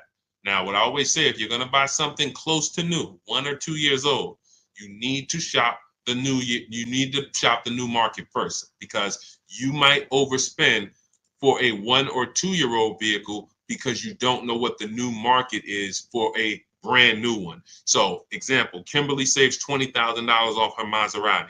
Sean saves $20,000 off his F-150. Milligan saves $27,000 off her Mercedes-Benz. So when you look at these vehicles, and I show these deals, if you're on YouTube, if you're on YouTube, that's Melissa. If you're on YouTube or Facebook or Instagram, you can see these. You zoom in here, you can see she saved $27,000 off her Mercedes. And some of these vehicles, even with these leases, you'll see people have saved 10 grand, 7 grand. Now, let's take the more dramatic discounts over 10 grand. If you can save over 10 grand on a brand new vehicle, then that means when you go buy a 1 year old one, what should you be saving? If I know that the new market is 10 grand off, then for a 1 year old one, I'm looking for about 18 grand off. I'm not looking for 15 grand off. 5 more thousand, I'll get a brand new one. So I need to know what the new market is to know what the used market should be. Now, this is, once you get to 3 years old, you don't need to do this, because 3-year-old vehicles, there's a lot of options, because there's only 2 ways dealers get most cars. They're going to buy them off their customers, or buy them from auction, or they're going to buy them after the lease. So 3 ways. Buy them after the lease. Most leases are 3 years. They're going to buy them from their customers. Most people don't trade their cars in 2 years. Or they're going to buy them from auction. And most people are not getting rid of their cars in 1 or 2 years. So you don't have a lot of options to choose from. You have limited competition. And when you have limited competition, you have a high chance of overpaying. But if I shop the brand new market and I see, wait a minute, on this car, brand new, I could get $20,000 off. Now, some of you might say, wow, if I could afford, I'll just get a brand new one. If that's the market, because I didn't know that the discount was going to be that big. But once you see this, okay, I know I can't pay more than on a used one. See, somebody who would buy a 1 year old F-150 Lightning, truck's normally 70,000, 73,000. So they might look at a 1 year old one for 55 and be like, wow, that looks good. Thank you, Renovating with the Gene. They might look at it and be like, okay, wait, this is a 1 year old vehicle and you asking 55,000 for it? That sounds good. Because it's brand new. How much is it brand new? Well, 73 brand new. Whoa, that's a big discount, man. All right, yeah, I ain't gonna even argue with you. Let me get that. Not realizing that the brand new market on that vehicle, the person saved $21,000. So 73, 63, 53. So literally the brand new market on that vehicle was lower than what you just paid for a 1 year old vehicle. And what's going to happen when you go to resell that vehicle later? You're going to lose because you overpaid by thousands of dollars. So this is so important to understand. People overpay for used cars all the time for a variety of reasons. They don't know what it was originally. What was the original new car price to even know they're getting a good deal on a used one? They don't know what the actual new car, again, this is for the 1 and 2 year people. You got options because somebody asked, hey, should I buy brand new or should I buy pre-owned? That means you probably have the money to afford both. So you might go out and buy a 1 or 2 year old pre-owned. But if you're like Milligan and you bought one of these electric ones, she saved $27,000. If you went in and you bought a 1 year old one and you got 20 grand off, you might think you won. But she got 27,000 off a brand new one, which means if I saw 27,000 off a brand new one, for a 1 year old one, I want 35 grand off. I want 38 grand off. The new market for this vehicle is very soft. So that means the 1 year old market should be very soft. It's an extreme depreciation. Another reason why you don't buy these vehicles. Now, mind you, you know what I didn't mention? The people who paid for this vehicle and didn't get $27,000 off. It's people who are going to see this stream. Again, most of them will never say it. They have this same vehicle that Milligan has. Same $73,000 vehicle. They went in, they negotiated. They said, listen, all right, come on, man, make it 10 grand. 10 grand off.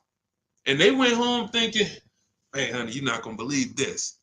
Guess how much they took off the truck? How much? 10,000 off. They in there, oh, I won. I won. See something like this? That's why you can't feel for the bottom. Negotiating and feeling for the bottom, wondering, all right, I think I'm at the bottom. That sounds good. You can't win. In fact, I've showed you multiple ways you can lose huge like that, and people are losing like that.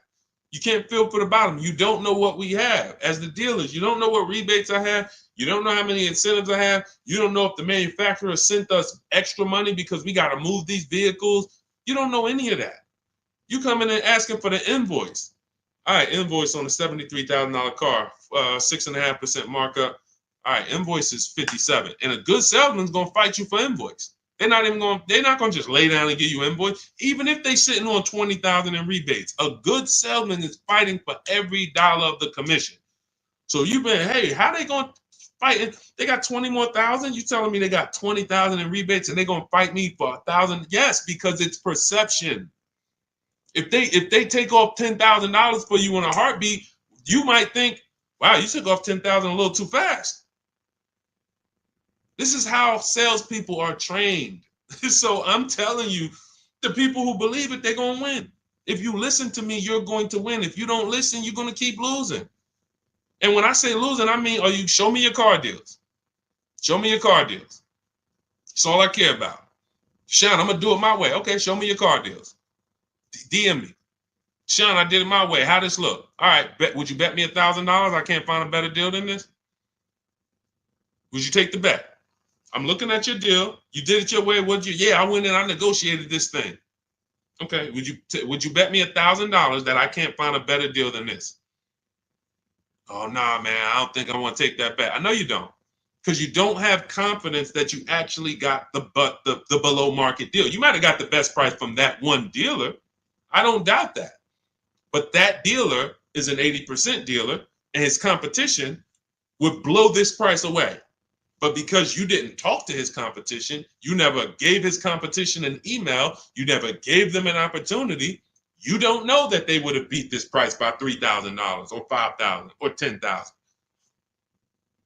That's what we do here. That's what Cars from Home is. That's why our system is called Cars from Home. All our deals, 90% of what we do is from home. 90%, and sometimes 100%. Only time we can't do 100% is if a dealer doesn't deliver or we're buying a used car.